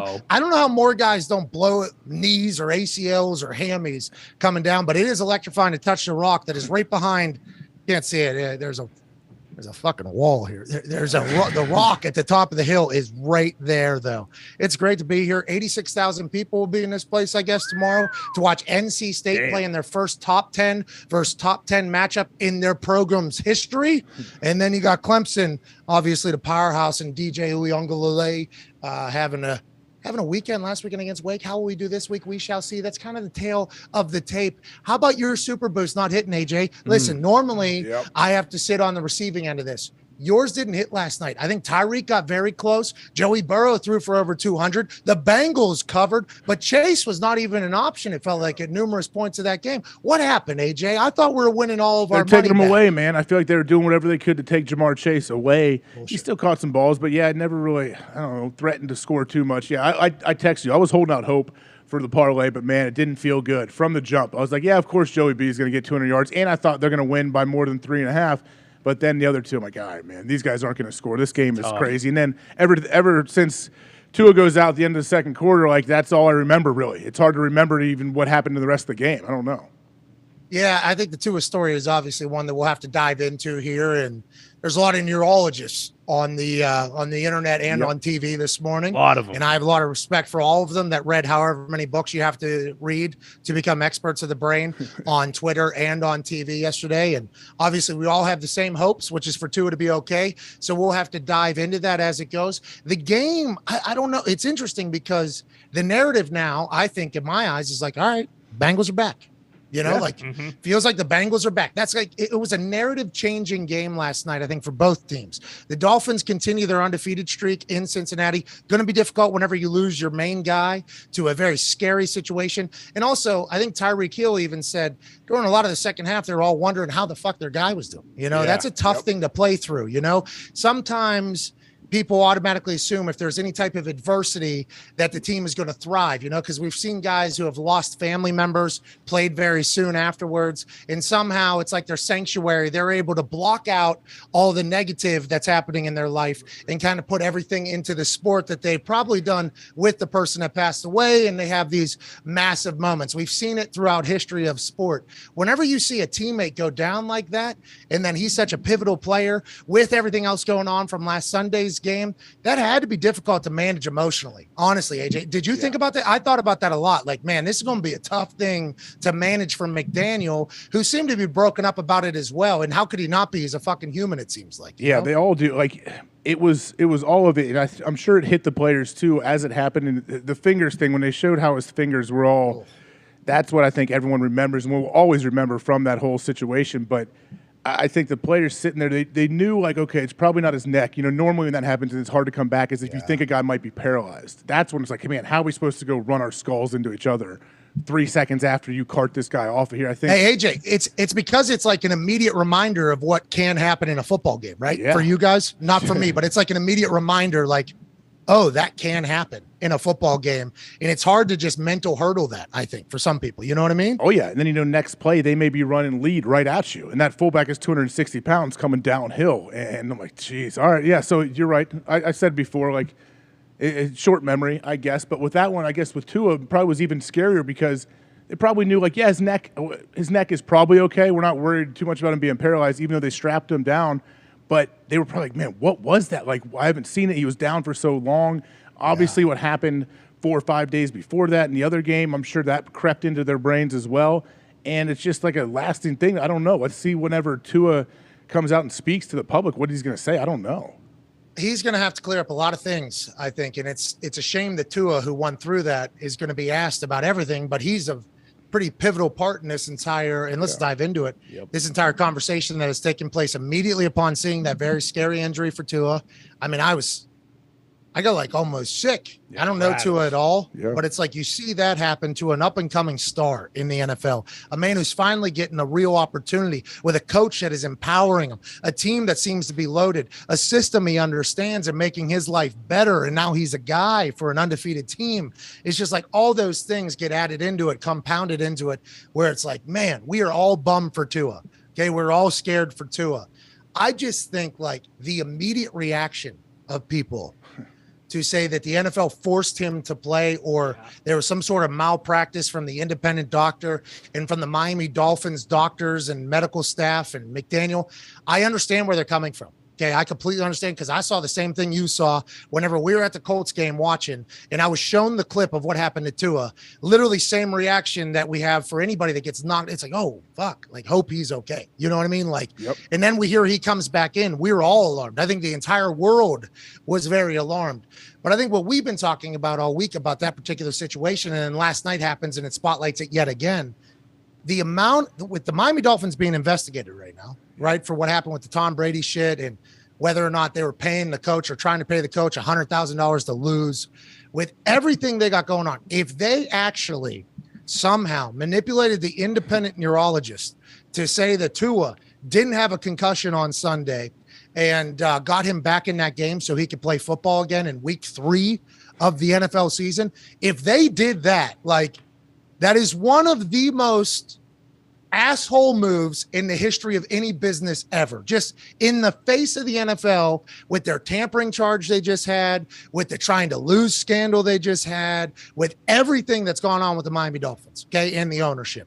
If they did that, it'd be like, that is a move that I didn't know a human could pull off. And I didn't know McDaniel would be a human that would be a part of that, because it sounds like everything that we've gotten to meet with McDaniel live in our studio and from what we've heard, it's like everybody loves this guy. You know why? Because he cares. Like he seems to genuinely care about his players. How do you make it? So I understand how everybody and why everybody's reacting the way they are, but I think the process for that to actually happen, which is what we were chatting about all week, is like a pretty big, like egregious thing that would have to happen in a very quick amount of time. And the NFL knows, and Miami Dolphins know, that the investigation would lead and find that to be the case. So I just didn't want, I think you're saying some really terrible things about people like McDaniel, the Miami Dolphins medical staff, and it might all be very true. It might all be very, very true.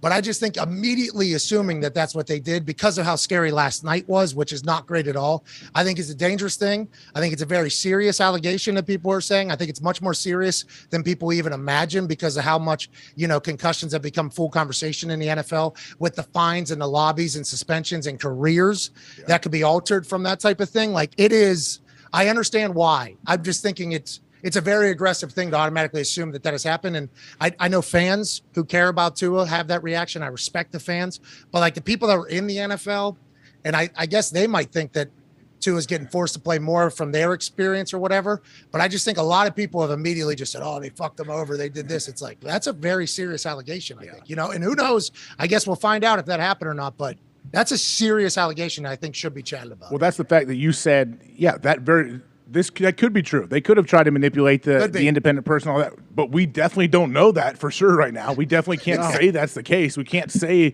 it was criminal when with the Dolphins. And also, I mentioned to Ty earlier, Pat, like McDaniel, I don't think any head coach in the NFL would have the power to override an independent doctor if the doctor said, hey, this guy's out, he's down, he's out, can't play today, failed protocol, didn't even pass the first step of the protocol. Doc, appreciate your time, but it's just an opinion you give me. He's playing in the game. Like that doesn't happen. I don't think a head coach can override any even the team doctor of the head coach would have a hard time overriding, I feel like. Yeah, and obviously the coach is a part of the decision, and maybe the coach, and this is what I think is a valid argument, like with what happened to Tua's back just 4 days ago, where his body locked up, maybe you say Thursday too quick. You should not be playing, let alone even if you don't know if it's a concussion, like maybe McDaniel looks out for Tua And I think that is a valid argument where you're like, if it was his back, there's a good chance he's going to take another hit to his back in this particular game against the Bengals, especially with Hendrickson having the stats in the year that he's having. Let's assume at some point. So I think that's a very valid argument, honestly. Like McDaniel may be saying it's a Thursday, you got hurt pretty severely on a Sunday. Let's rest you for a week and then play you the next week. I think that's the case. But the immediate assumption that like numerous levels of people, including independent doctors that have been hired by the NFL and the NFLPA in each city, just immediately said, hey, how many fingers am I holding up? How many fingers am I holding up? How many fingers? 2? Yep. Right. Okay, good. Get back in there. Like, but I guess terrible. I just, maybe I am naive. I just don't think at that level, I don't think you can get multiple people to sign off on something like this that would affect somebody that much and be such a public thing too. Like, it's like conspiracies. A lot of conspiracies people want to think, they think like 200 people are in on something and none of them tell 200? Yeah. Well, okay. How many you think? I'm saying that's a low number is what I'm saying. I've heard some conspiracies from some people where it would have to involve tens of thousands of people not saying anything to anybody. Least. And I'm like, are these humans? You can't get 5 people. That's a whole, you can't get 5 people to shut up. Well, that's a whole nother conversation if it's humans or not. It's like, okay, well, how many people know that? And they're like thousands. I'm like, oh, okay. So you're telling me that thousands of people can keep their mouth shut, not tell anybody? And you're like, well, if they open their mouth, they're dead. It's like, okay, tens of thousands of people just take something. You're right, though. I just think we might be too naive, and we apologize for that. We apologize.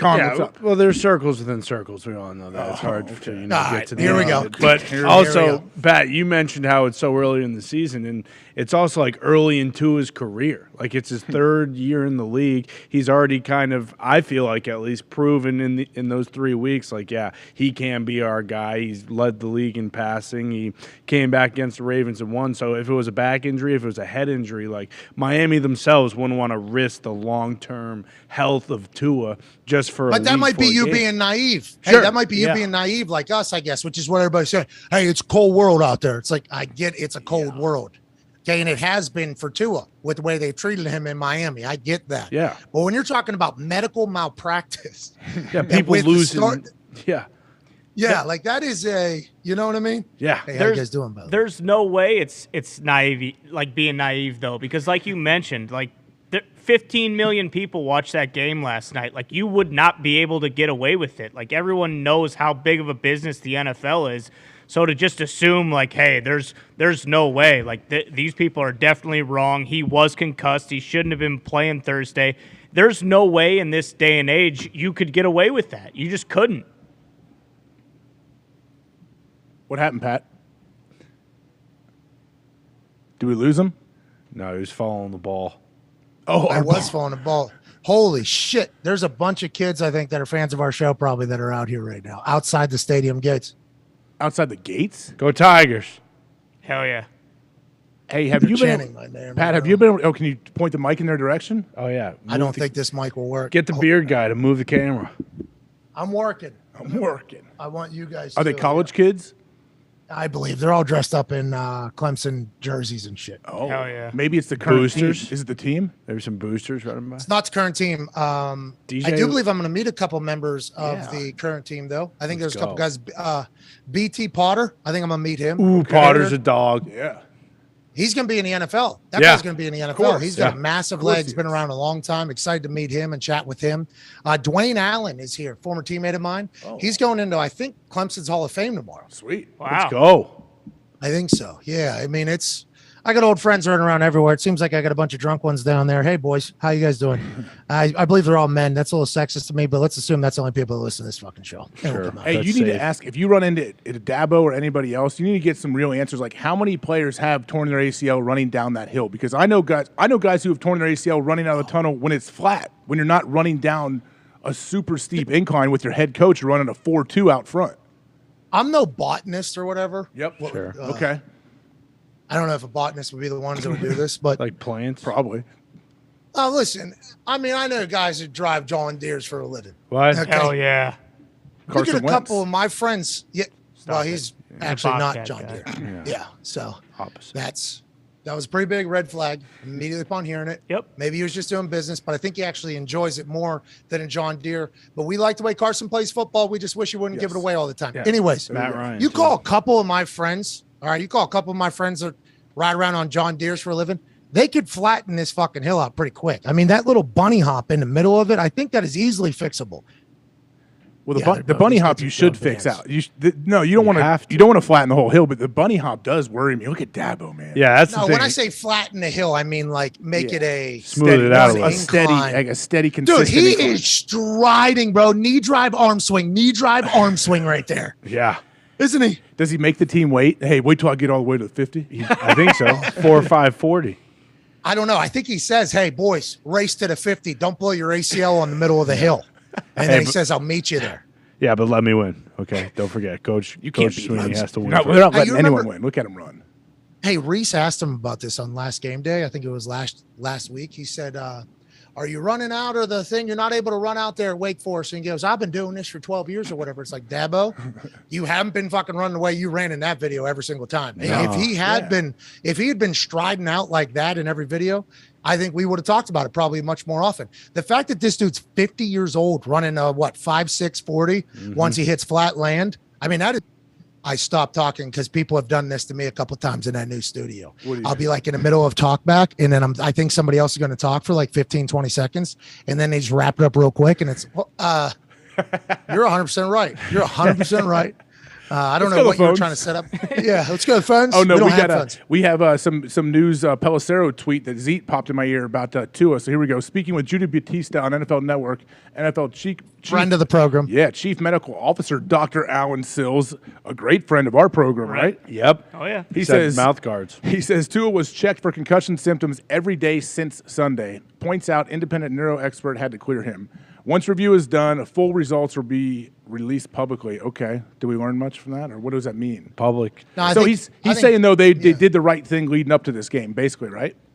Dr. Alan Sills is going to have to do a lot of covering the tracks of how we got to this point. His name is going to get called into question a lot. Remember, he's the first chief medical officer in the history of the NFL. He came on our show and said when he was hired, there's like no blueprint. I'm basically the first guy to ever have this job. And it was in the middle of the entire concussion CTE world. And he was tasked with kind of cleaning that up and then other things in the game. So I think he understands that there's going to have to be a transparent review of this entire thing with the backlash from Tua's injury last night.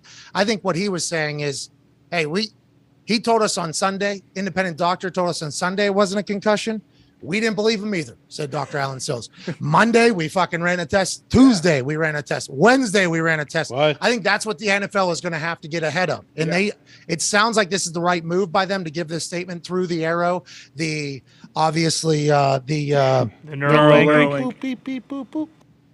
Through, hey, Pelissero, we need to get. That came straight from headquarters. Bim, bim, bim, Pelissero, we need to get a memo out through your mouth.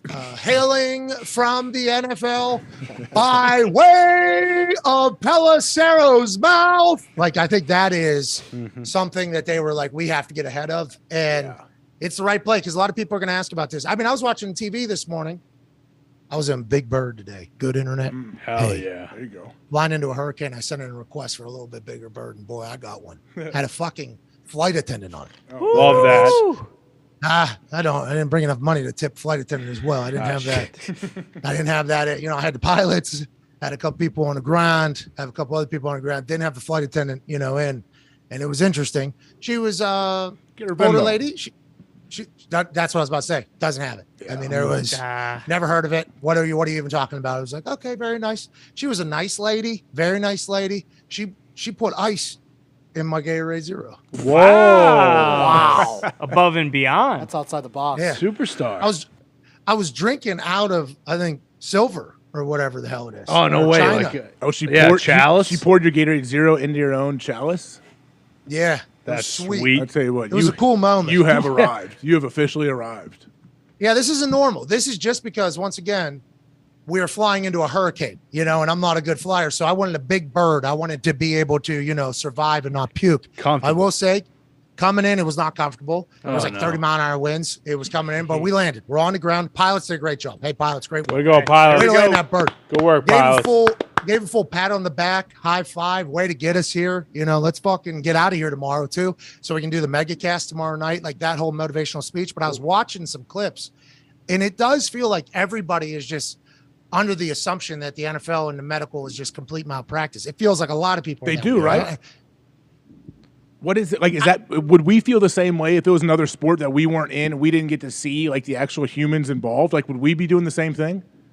I don't know. And then I'm also like starting to think, are we just too new to the game? Like, I feel like if I was to allege what is being alleged, yeah, like I would feel like, I don't know if I should do that on TV. You know what I mean? Like, I don't know if I should do that with a lot of people watching it, because these are big allegations. This is like when somebody gets on TV and like, this guy needs to be fired. It's like, that's pretty fucked up, just to like wish for a family to have to move and be fired. Now, you can paint a picture on why person should be fired, but like outright calling for people who aren't despicable human beings, I'm just talking about from their performance, to be fired. I think like there's a little bit of a, expectation whenever you're speaking into a mic. So all these allegations that are taking place are very serious. Yeah, very serious. So I'm happy that Alan Sills is saying something, Like a lot of people would be on the hook for this. Like you guys mentioned it. Not only like McDaniels and the Dolphins staff, the independence person, the NFL protocols, like even Dr. Alan Sills now. Like wouldn't he? I mean, guys would lose on the hook? They wouldn't be able to practice anymore, would they? If you legit pushed Tua through the protocol, there's no way that you would be able to continue to practice as a doctor. Listen, if they did though, we're on your side. Yes. Yes, absolutely. If all that I would just like that to be stated, because there's going to be people that hear what we say and go, oh, let's see these guys being a mouthpiece for the NFL. It's like, excuse me, that's not the case. We bury a lot of shit around the NFL. And you can thank us for why the refs are better, actually. Yeah. So, I mean, there's a lot of that type of stuff. But this particular thing, if what everybody is alleging happened, we are disgusted. We are absolutely disgusted. That's not good. That's terrible. The NFL needs to make a lot of changes if that's happening, because the brain is supposed to be the most important part. Dr. Will Smith, with total truth, obviously, he changed the entire game. So it's just for every player's purpose, and we're a big-time pro players show. I think we're maybe the most pro player show in the history of shows. It's just like, it's hard for me to believe that somebody just blatantly. And it's not it wouldn't be a secret deal where they could do it behind the scenes, like, oh, this happened in practice and nobody knows about it. No, this was on the national stage for everybody to see. If we throw this guy back out there, we have to understand the consequences if we're wrong here. And they did, I would imagine. AJ? Yeah? Hindsight, McDaniel should have started Teddy Bridgewater. 4 days. Probably. Not enough time after that scary of a back injury. I guess, but is that a coach? When have we ever seen a coach do anything like that, let alone a coach going into his third NFL game as a head coach or fourth game? I think it happened with luck. You're going to have to ask Chuck. Yeah. I think it happened with luck. I think there was a game or two where it was, we didn't all know the severity, and I think Andrew was trying to play through. I think you're going to have to ask Chuck about that next week, but I think it has taken place, especially like week 3, week 4. That's very early. Yeah, it's very early. You're right with hindsight. You're right with hindsight. Of course, it's easy to sit there. If you're the head coach, I should have stepped in maybe and done this. It's because of what happened. If Tua goes through that game and that never happens, though, and we don't have any of this conversation, are people still up in arms that he was playing? Well, that also goes back to your point, Pat. Like, it'd be one thing if there was a conversation around it, like, he probably shouldn't have played. I don't know if they kind of pushed him to get back out there, but that wasn't the sentiment this morning. Everyone was just, hey, this is done deal, set in stone. There was an issue. He was concussed, and they put him out there and had him play. Like, there was no conversation about whether or not maybe he shouldn't have been out there. It was just, he shouldn't have been out there. The NFL's on the line. The Dolphins are on the line. McDaniel's on the line. Man. And that's what the issue is.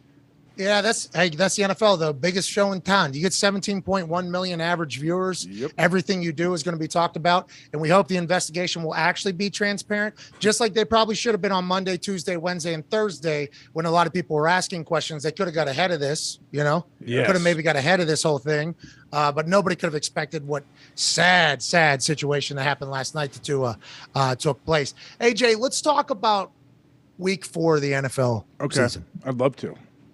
Let's talk about some massive matchups. Hey, Huge. There's some big ones. Sunday Night Football was a massive game. Yeah. I mean, that is a fucking massive game. You got Patrick Mahomes and Tom Brady battling Week 4 Sunday Night Football. Are you kidding me? Let's go. 1 point spread right now. I just seen the Chiefs last week. They're not going to be exactly thrilled with how they performed against the Indianapolis Colts.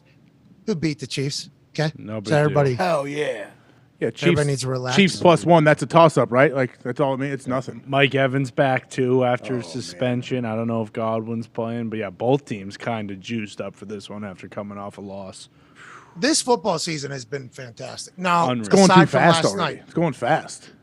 dude, right? We only have, It's October. we only have 15 more NFL Sundays. Shit. God. Well, and super wild card weekend too, which kind of counts as well. How close are they to you? They can see you through the glass? Yeah. I don't know what they're doing. What are they doing? They're They're going to run up hopping there? the fence. They're going to run up there and pummel you? I thought they're playing Flip Cup. To be honest, they're playing some sort of game that is a relay style game. I don't know what it is. Gauntlet. Are they running? Are they shooting pong balls too? Whoa. Heard people. That's a Oh, trick. dude, they just ran that's hilarious. These kids are awesome. Okay, so these kids, they just ran the fake punt against the Patriots, the whole formation. Nice. Really? Hold on, let me get a photo of this Kids are thing. creative. Yeah, that's good. That's a long play too. What the hell are they going to do tomorrow when game day is actually live on the air? They're going to have all kind of stuff set up for you. Yeah, maybe they'll recreate the surprise onside kick against Houston. Maybe they will. Maybe one of them will go get. I don't think there's going to be any positive. Is there any chance they can recreate when you were spinning out your Mustang and you ran to your own tree? Easy. That's not what happened. He's acting like he didn't hear me. All right, bro, I'm going to send. I heard you, okay? And What? these kids Huh? have respect for You good heard me? Fords down here, okay? Hell yeah. The Shelby GT, 660 horsepower, What? has a lot of respect Just around too much. these hills. Just too much for a lot of people. It wasn't too much for me. Just needed better pavement. You're right. Okay, that's all I needed. You're right. That thing came out of Hey, nowhere. the The best is- Indianapolis. You know what I love though, Pat? Tree that you hit, tree's gone. Pothole that you ran into, still there. Still there. House, no longer really one I live in. So hopefully never ever see it ever again. I'm going to edit this down. I just took a video of them running that fake punt. Oh, Wait sweet. until you see what's going on here. How many kids are is, there? It seems like it'd be like 20-ish, Dang, maybe club 24, 25 kids. They're loud. No class on They're Friday. awesome. There's one Colts jersey amongst the bunch. Gross. What number? Who is it? Andrew Luck, I think. Oh, Jeez. Yeah, it's a 12. They have him playing quarterback in the you'll see it. I'll send the video over. smart. Anyways, football's been awesome. Yep. College football slate this weekend, huge. This game, obviously, 2 top 10 teams in the middle of a maybe hurricane, but we'll be doing a mega cast. Also, UK, Ole Miss, UK top 10 team or top 11 team right now. Ole Miss not ranked, favored by 6.5 at home. Baylor's got a big time game. I mean, there is massive games of football. We're very lucky to be in a football world, AJ, and I just would like to reiterate that fact that we get to talk about the greatest sport on earth every single day, and we're very lucky for that, AJ. hey, I 100% agree with you. I mean, this is, I get to talk about the only thing I really watch, which is football. College football, NFL football. I watch other sports a little bit, but I'm very casual with those sports. Yeah. I know Ty watches every baseball game ever played. I have a hard time committing to that, but that's why this is the best place ever. Colin, you're probably the same way. Yeah, exactly. And even tonight, like with the college football slate, you kind of just think about Saturdays, but like the Friday game, I think Washington's playing UCLA. Like that's a pretty entertaining game. And then at every time slot tomorrow, there are top 25 matchups from 12 all the way till Clemson, NC State. And then again, the London games being back, 9:30 games on Sunday. London. It's the best. We're going to. Hey Ty, we're going over to London, aren't we? Have a little spot of tea. A spot of tea and some crumpets in London town. I love Did it. you Hey, they've been see- doing Good Morning Football over there. Oh Yes. my God! Did you watch him? Did you see the comedian this morning? Finn Taylor, he crushed. Boy, That was awesome. Why are you laughing? He did crush. Yeah, but we're laughing because it's awesome. Yeah. That guy was the one that they called. Did they have You any know what I mean? idea? Did they not? Yes. No one looked at his Twitter account or watched the clip. What happened? clearly not. Well, For those who haven't seen it, I would recommend that you seek it out on the internet because we're not going to play it on here because I'm not sure NFL Network wants that thing to be run everywhere. No way. We just popped not. this. We put a screenshot up earlier of the guy, Finn. What's his name? Finn Taylor. Finn He's the one Taylor. that put it out, not NFL Network. Finn Taylor did. Hey, that's a good call, AJ. Look at you being an adult saying, hey, let's not run a video. Let's just show the photo because we do have to think about things like that. Yeah. We can run somebody's stuff. If it makes them look good, they're probably not going to give us a strike. Oh. We run somebody's shit and it makes them look terrible. But We're gonna get. isn't all pub good pub for NFL Network and Good Morning Football? Well, that's what Definitely Jerry Jones thinks. That's what Jerry Jones. Jerry Jones said all pubs good, all news is good news, all pubs good pub. I think all time's good time. So we meet somewhere in the middle there. Did you see a guy did a Mike McCarthy like a 5.5 minute down to a Dallas radio station he called into? No. It's Pretty good. pretty good. He calls in as Big Mike. Yeah, and he has a lot of different. That's awesome. Yeah, you guys will hear it. You'll like. I'll send it to you. And I don't know who edited Finn Taylor's video of him on Good Morning Football, but whoever did, like, and maybe it was him, but they buried the host. They would zoom in on the other hosts while he was talking. It was a master class of video editing by whoever did that. I've been a part of a couple shows where I'm clearly not welcomed. You know what I mean? And it's like, I don't know if that's how Finn felt, but walking off that stage afterwards, like, hey, you killed it. Thank you. Like, you know, like, Yeah. what is the conversation there? I would hope that his friends are around him enough to be like, awesome. Yeah, you did Like, it. that's amazing. What you did was amazing. This is the clip we're about to get out of this is about to be unreal. But I'm not sure a lot of Good Morning Football people were saying, hey, great work there. But hey, you whenever you step into the cricket box over there in London, you got to take a hat with that wooden thing. You know what I mean? right. Yeah. I don't think they play baseball over there. They don't. They're trying to split the wicket. You got, sticky wicket. You got to split it right down the middle. So where are you from again? Basically, wherever you want me to be from.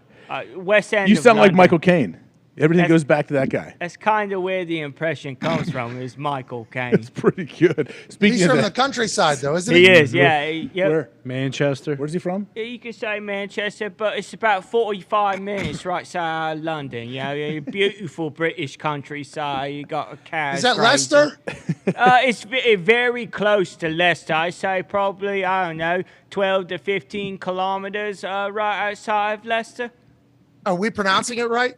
Yeah. To be honest, I don't know. I know some people were pretty pissed off about the pronunciations of some of the cities over there. Yeah, back to Good Morning Football. Ty, I don't know if you saw this. Speaking of that, there's a great Coach Lou Holtz clip when he was pretty upset when he got pulled into an interview with one of an intern at some like event he was at. Have you seen this? I saw it yesterday on the show. I'll send it to you guys eventually. That just got me thinking of that. He was not happy, and he knew he was on camera and mic'd up the whole time. But it was classic Lou Holtz. I don't know if you saw that, Pat. Did he do the newspaper? No, he was not in the mood. This looks like an event where he may have done the newspaper to start off the event, and he is ready to go. And he had some intern taking him around and was stopping at multiple places. Foxy, that might have been that Christmas party. Yeah, that's exactly what I was thinking. I bet it was. What? He We did were at that this gimmick Christmas there. party. That was the most electrifying Christmas party. I don't know what corporate Christmas parties normally look like. Sorry, holiday parties. It appeared as if they were celebrating Christmas, but just so everybody can feel included, even though at this particular party it wasn't that, we'll call it a holiday party. It was definitely a Christmas party, though, is how it was kind of being set up there. Yep. It was bananas. This party, they invested hundreds of Wait, you thousands. say serious or who? No, No. don't know the company's Oh, name. my bad. Actually, Wow. could not name the company's name right now, but I do know they're in Indiana, Oh. and they invest a lot of money into this Christmas party, and they expect everybody there to black out. Right, Foxy? Am I wrong? Everyone was boozing. I couldn't believe it. There was hundreds of employees at this place. Okay. Everybody like getting after it as if they're like 22-year-old kids, 21-year-old kids in college. What? Honestly. And then Lou Holtz is sitting right next to me in the middle of all this. Wait, what were you doing Right next there? to me. Why were you there? I hosted their talent show. Oh, okay, nice. Nice. Okay, continue. I'm sorry. Yeah, that's one of those corporate gigs that as you get older, you can say no to. But when you're younger, you don't know you're supposed to say no to them. So you get an experience out of it. And this one was me watching Lou Holtz handle the elements that we were currently in. And it felt like we were in a movie. It felt like we were in a fucking movie. There's people coming out dancing, singing, smoke, shot glasses getting tossed around. What? CEO of the company hammering just as many booze as everybody else. What? Hundreds of thousands of dollars spent on this thing in Indiana. I assume it's some tech company that's very successful. I don't know what it is. I don't remember who it is. But Lou Holtz was right here the whole time. And he was just watching the shit show unfold in the name of Jesus Christ's birthday. And it was amazing. So I assume he handled himself well, but it might have been that event that you saw the clip from. It might have been. Did he give a speech or something? Like, what was he doing there? At the beginning, yeah. He did the trick?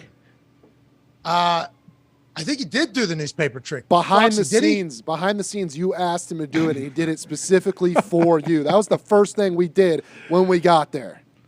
Holy shit. Of course. Lou Holtz. Yeah. It is very nice to meet you, Coach Doctor. Very nice to meet you. Are we getting a newspaper trick tonight? Please. I mean, we might, he says. And I'm like, hey, if I get to, and I didn't say like I need it, but I said, if I get to witness, you do the newspaper trick. Like I will probably put that on my Twitter bio, Coach. You know what I mean? Like, got a chance to do it. That's a big deal. what did he say back to you? Said, He said, thank you. He was so nice. What? Well, Pat, I'm going to blow your fucking mind. All right. I don't think he said that. Hell yeah. But he did say thank you. He was very appreciative. And then I think he knew what this party was going to be before us, because I was saying that to him in like a back room before we got out to the festivities. I just assumed Christmas party, going to be a stage, probably a meal, that whole thing. Yeah. I was wrong. That thing was America's Got Talent meets X Factor meets like a spring break. Sounds amazing. Everything. Yeah, holy shit. Why didn't we go last year? Well, we weren't invited back. Oh, Well, if there's a holiday party here, we might be able to get Lou here to the Thunderdome. You think we can invite him? How much would it cost? If he's doing that newspaper trick, there is no price we won't pay. But yeah, like a Brett Favre cameo. What if we? assume. Hey, what if we called into Dr. Lou to do one of his segments during the broadcast tomorrow night, or like at one of these broadcasts over the season, one of these college deals? Good idea. Let's continue to brainstorm right now that we're hot. Maybe Lou Holtz calls in, does the newspaper trick for the team that's losing going into the fourth quarter. Ooh. Write it down. Write it down. Yep. Write it down. We got it? Yep. There we go. Hey, tomorrow should be pretty sweet. Tomorrow night, if I get out of this place, I guess rain's supposed to kind of move in here tonight, then be clear skies tomorrow. Yeah, there's teams. I'm not on your team. No, yeah. Of course not. I'm on a different team than you. Yeah, your team's going to stink. Well, I mean, from what you've said about the people at Clemson right now, it feels like they're going to be getting after it tomorrow night. And, I haven't felt better about this in a long time since you just said that about the whole entire atmosphere. Well, I mean, I just sent a video over to Zito. This will be the setup. Me, Darius, and Dirty, and a surprise guest. Ooh. In person? Will Who is be that? I was trying to guess the silhouette. Who is it? In person surprise. I think I'm the only person that knows in the whole office. Wow. Yeah, I actually didn't know we were having a surprise. Is it guest Obama? until this graphic came up. Don't sleep on Barrio. I just wanted to hear that. That's like Pavlov's dogs. Yeah. Or Zito always does the little kisses. Ring the bell. I don't know why. Saliva comes. Treat. Oh. Yes, that is the President Obama. Don't sleep on Barrio. Yeah, there it is. It's just a guarantee there. any bear thing. This should be good. I think this is going to be good. I don't know how much money we're going to end up donating. So basically, and we'll do this rundown live on ESPN in like a minute, which should be an incredible feat of hosting if I'm able to accomplish it. Basically, we have two groups representing one team, one representing the other team. Me and the boys will be on NC State, plus 6.5, 7.5 is when we took it. Well, but live 6.5. So at kickoff, yeah, but when we locked it in was 7.5. So I don't know. It feels like 6.5. It sure felt like it was 7.5 when we took it. Anyways, and the boys on AJ's side will be on Clemson minus 10.5. So the entire alternate spread. What are we talking about? Minus 10.5 plus 500. So this is NC State's first top 10 versus top 10 program history. Okay, what do you want? You maybe a little. Are we doing little competitions back and forth to raise money? Yes. So anytime a first down happens for the team that we're representing or on the drive, that'll be $500 donated to a charity or foundation that is associated with the university. So NC State will be the Jimmy V Fund because Jimmy V was coach at NC State, and Jimmy V for Clemson. We have to figure that out. I've asked like people from ESPN. I've asked people from Omaha. I've asked people everywhere. For Clemson, if you can get us a good foundation that is closely associated with the University of Clemson, we'd be very, very thankful for that. So $500 will be donated to those charities anytime those teams get a first down. $1,000 will be donated to those charities anytime those teams score points, field goal or touchdown. Field goal was going to be $750 donation, but if a kick is able to be made, I think in this wind that's going to happen here, that should be worthy of $1,000 as well. Then at the end of each drive, like let's say there's 3 first downs and a touchdown, that would be $2,500 going to that school. A representative in the Thunderdome for the school will have the opportunity to either double that donation, triple that donation, or quadruple that donation by attempting a trick shot of some sort, whether it's with a basketball, a football, the golf simulator, or the Russell Wilson dorsal fin football. Oh, yeah. So I believe we'll be able to keep it a little bit electric. We have some surprise guests calling in. I will say Peyton Manning will be joining us at some point. Whoa. I believe in the third quarter. There's 2 other surprise guests that we're currently trying to lock in. And at the end of the game, who knows how much money we'll donate to either side? Who knows who will win the game? But we do know whatever the sum is of both of those funds, we will donate to Red Cross for Hurricane Ian relief as well. So there'll be 3 donations from tomorrow night's games. Hopefully there'll be a lot of doublers, triplers, and probably just one quadrupler, and that'll happen at the end of each drive. And then obviously we'll cover the game as if we're super pundits and analysts. Darius Butler's got a massive brain. Can't wait to hear that thing pour onto the scene. Obviously AJ Hawk, some special guests, surprise guests. It should be fun on ESPN2. And then we got 5 more after this one that hopefully we'll be able to adapt and overcome and make it even better for the rest of the season. I think it's going to be awesome. I think this is great that they're even doing this. Omaha Productions, everyone. I think the more different kind of options you give people to watch things, the better. I think Omaha is either splitting or matching our donations too. So I don't know. Hell yeah. Okay. I don't know which one it is. I don't know where we landed at. But Omaha is in as well. As soon as I laid out the idea, they're like, "Oh, we're in." Immediately in this. This was yesterday, by the way. Nice. This is yesterday to Omaha. This is 2 days before this thing goes live. Omaha, very good people. Kind of how it works around here, at least, right? Yep. Well, they were very nice to be like, They're hey, awesome. you do whatever the hell you want to do, And it's like, how can we help? And they're helping us fund some of the decorations. We're decorating that place tonight. I believe you're going to see whole new Thunderdome tomorrow, and new angles, new shots, new everything. We should have. Tomorrow, what is your angle? What angle you see will be coming from the stage onto the court. We'll be sitting on the court in a makeshift living room, sports bar, man cave thing. Just guys hanging out. Yeah, it's guys being guys. Dudes being dudes. Watching football. Raising money. What? There we go. We'll also figure out giveaways. We got to do giveaways too for people that are watching along on Twitter. I assume we'll probably do that with every tripler or doubler that's made. You know what I mean? Yeah, and this little hashtag. Yeah, we'll come up with something. Pat, you know what that means, though? We got to get to our games, man. We got to make our picks. I know you're about to get hot, aren't you? You want to do it? Well, you've been 11-6 and 10-6, so I'm gonna let you go first this week, and I'm gonna follow your lead. I think. No, you won't follow my lead. You didn't hit the parlay last night. You didn't hit the parlay last night. You're on the right side though. Yeah. Hit the spread. I had a feeling the Bengals would win by more than 3.5. That hit, but yeah, once you don't hit that parlay, and it looked like it was never even. We weren't ever even sniffing the parlay. Yeah, it kind of took a little steam away. It sucks, doesn't it, AJ? This is what I have to do. It sucks, doesn't it? Whenever you get people to like believe and buy in, and you believe and you buy. Think about an annexation of Puerto Rico happening. Yeah, believe me, I was watching that. I mean, yeah, it's heartbreaking. It's heartbreaking. Yeah, I was it really just gonna is. say, it's heartbreaking, isn't it? Yeah. It really is. I wake up feeling like an asshole. I'm like, and I get people tweeting me, "Oh, Pat makes money off of every person that rides alongside his parlays anyway." It's like, fuck you, dude. Yeah. All right, so now you're saying that I openly made a bet. This is just like the people that are assuming that every doctor that's in Miami signed off an implant. So now you're assuming that I'm making bets alongside FanDuel that get very close and are inevitably heartbreakers. Yeah, what's the point so of that that? I can Yeah, like I can't Grow think. up. I What are can't we think. doing? It's tough. Grow It's up. tough though, March. isn't it, AJ? Yeah. This morning you were having conversations with yourself. Me too. This happens to me. Last That's why night. you have. Hey, you have Sunday Super Boost too, AJ. Let's go. Okay, Go, AJ. Let's do it. Let's Yeah, put yeah, that one. yeah. Cannot Go, wait, AJ. man. That one's gonna hit for sure. But let's get the game. Pop that slate up there for us, guys. All right, we're gonna start the first one, the London game, 9:30 a.m. Eastern for us. Vikings taking on the Saints. The Red Rocket himself is the starter for the Saints, and the Vikings are 3-point favorites here over the Saints. What are you doing, Pat?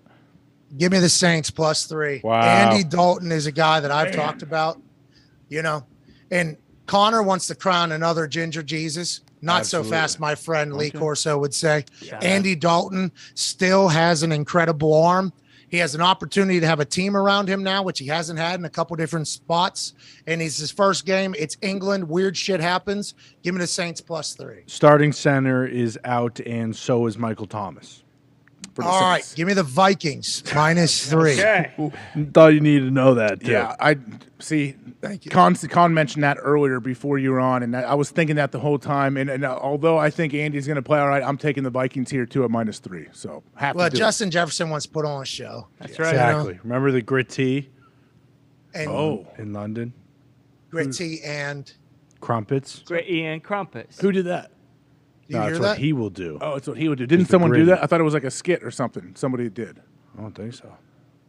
Did you just take a photo? Titans Colts. Who's he talking to? Oh, he's talking to someone talking. He's talking to Somebody Shot just Khan took a mustache guy. Oh, No, it's not. It's not Shad Khan mustache guy. It's incredibly Guy who did his groomed own beard? guy. Oh, okay. Yeah, it's incredibly groomed beard guy. He took a screenshot on the computer that came into my ear. It literally sounded like flashing. Live. While you guys were talking, I was like, kind of, oh my God, what the hell is going on? I thought somebody was attacking me from over here. Instead, it was just incredibly talented bearded guy doing a screenshot, hopefully telling people, how good of a job he did because you kicked ass, buddy. I want to let you know. All right, let's dive into it. I got the Vikings -3. Who do you have, AJ? yeah. I have Vikings -3 as well. Next one, we got Titans at the Colts here. Titans are what? Titans are 3.5-point dogs. You Yeah. want me going that way, right? Jeez. Where are you going, AJ?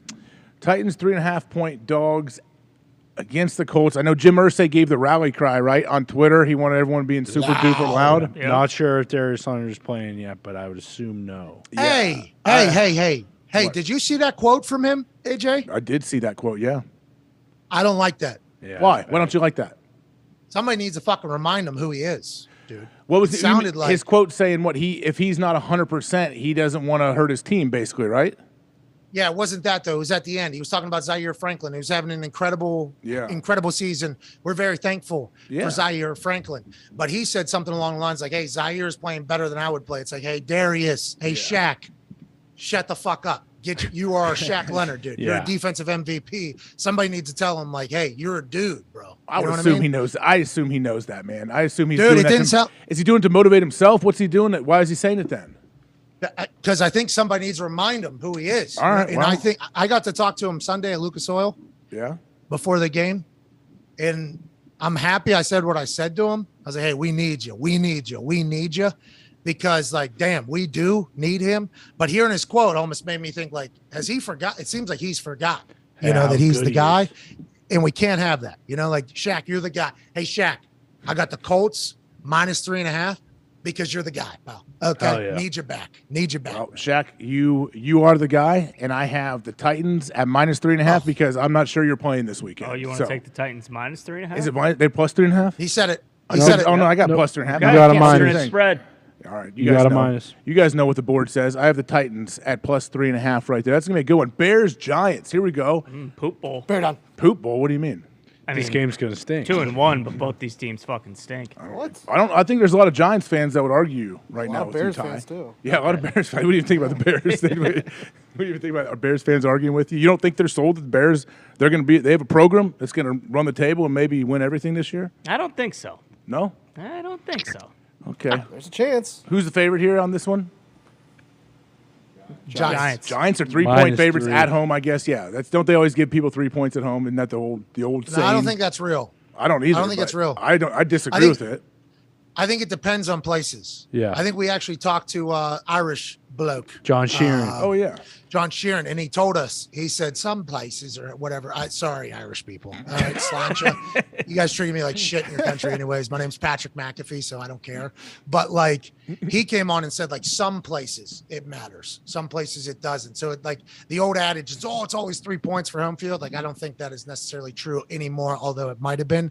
Give me the Bears, dude. Let's go. Hell yeah. Hey, let's go, Z. Plus Jeez. 3 on the Bears. Man, I do. Man, this is a tough one for me. I'm taking the Giants here, though. I got to take the Giants here. And Saquon still continuing to roll.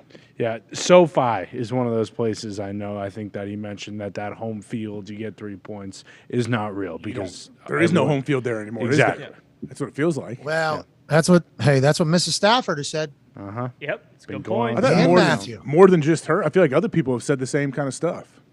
I bet you there's a lot of Rams families that have openly expressed like, we have no home games. So we don't even get treated nice in SoFi. Yeah. We get told to get the fuck out of a stadium in away games, and at home games, same thing. What I mean, And we just won the Super Bowl. We won the Super Bowl as well. Yeah, that's a tough thing.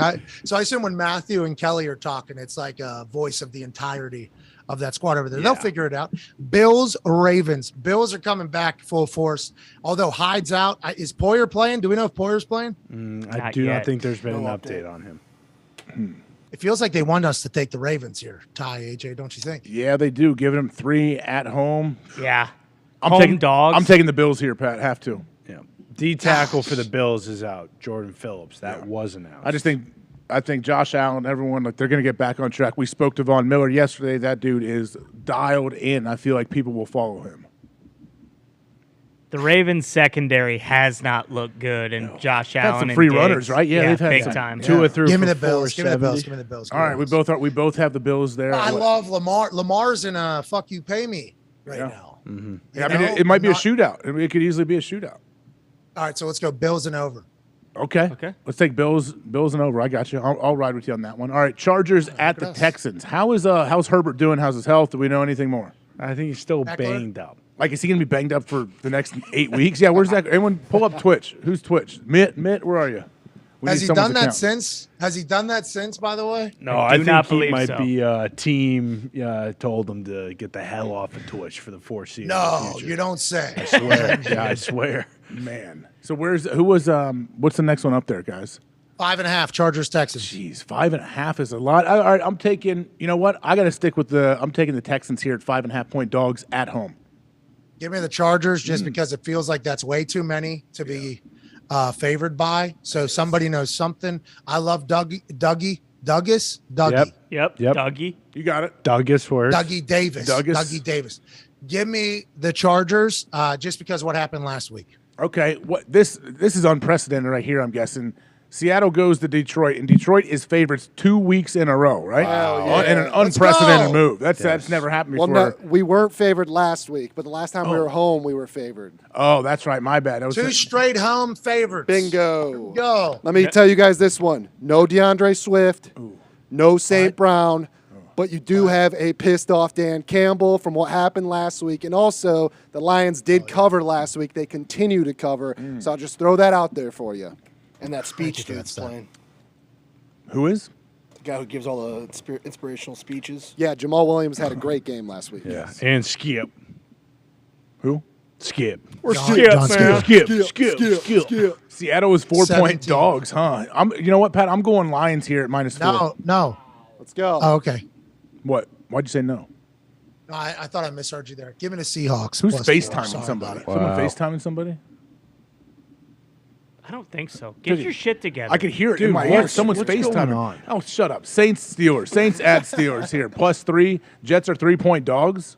Going to the Steelers, really? Zach Wilson. Mitchell Trubisky, favorites at home. Is Zach Wilson starting? He is back. He is back. We heard that Is earlier. Minka playing? Yeah, he was back out of practice. Was back, right? Yeah, he practiced protocol, yesterday. but I think he's progressing through the process of the protocol, whatever that may be right now. Who you All like? right, give me the Steelers. I like the Steelers. Steelers. Steelers. Yeah, I got Steelers here too for sure. Steelers at -3 at home. Yeah, got it. All right, here we go. Jags, Eagles. This is an awesome game. We were talking about this one earlier. Jags are 6.5-point dogs in Philly, but man, what's going to happen here? The Jags could win this thing. Like, who do you have here, Pat? Give me the dogs, Philadelphia Eagles. I mean, the dogs are the Jaguars, but the Philadelphia Eagles have actual dogs on the roster, and the head coach says he's a dog, and he wants to be around a bunch of dogs. They're basically just a dog house, and they love it that way. I like the Eagles -6.5 at home, although I do appreciate the fact that the Jacksonville Jaguars are back. Okay, I got respect and nothing but love for what the Jacksonville Jaguars have done. I just really enjoy this Philadelphia Eagles team, and it doesn't feel like this is the week where they have a letdown for whatever reason. It's a home game. It's early in the season. They haven't really had the opportunity to enjoy their win streak too much because the Philadelphia Eagles fans are going to be on top of them this week. Give me the Eagles -6.5. All right, with that being said, give me the Jags at +6.5 in Philly. Next one up. Browns traveling to Atlanta to take on the Falcons. The Browns are 1.5-point favorites here on the road. What are you thinking? I like the Brownies. Nope. Check that. Falcons. Ooh. This one's tough for me, but I am taking the Falcons too. I was leaning Browns a little bit early. Cordero is questionable. Give me the Browns. Yeah, questionable. I'm not not sure. I'm going to have to take the Browns too then. What is it, 1.5? Yeah. Yeah, I like Hold the Browns. on. I like the Browns here. Literally, as I was picking the Browns, Cordero Patterson jumped over something in my brain and ran across it to the other side.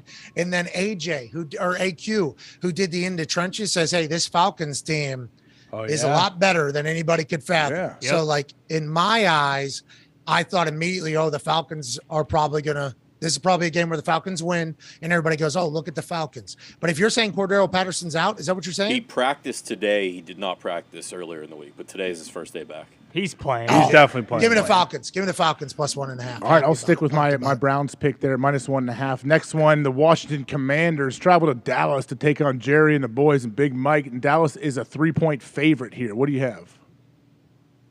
You tell me. Dallas, -3. Me too. Let's move on. I don't want to have to get into the full. I like the way Carson plays. Yeah. He's reckless. He's reckless.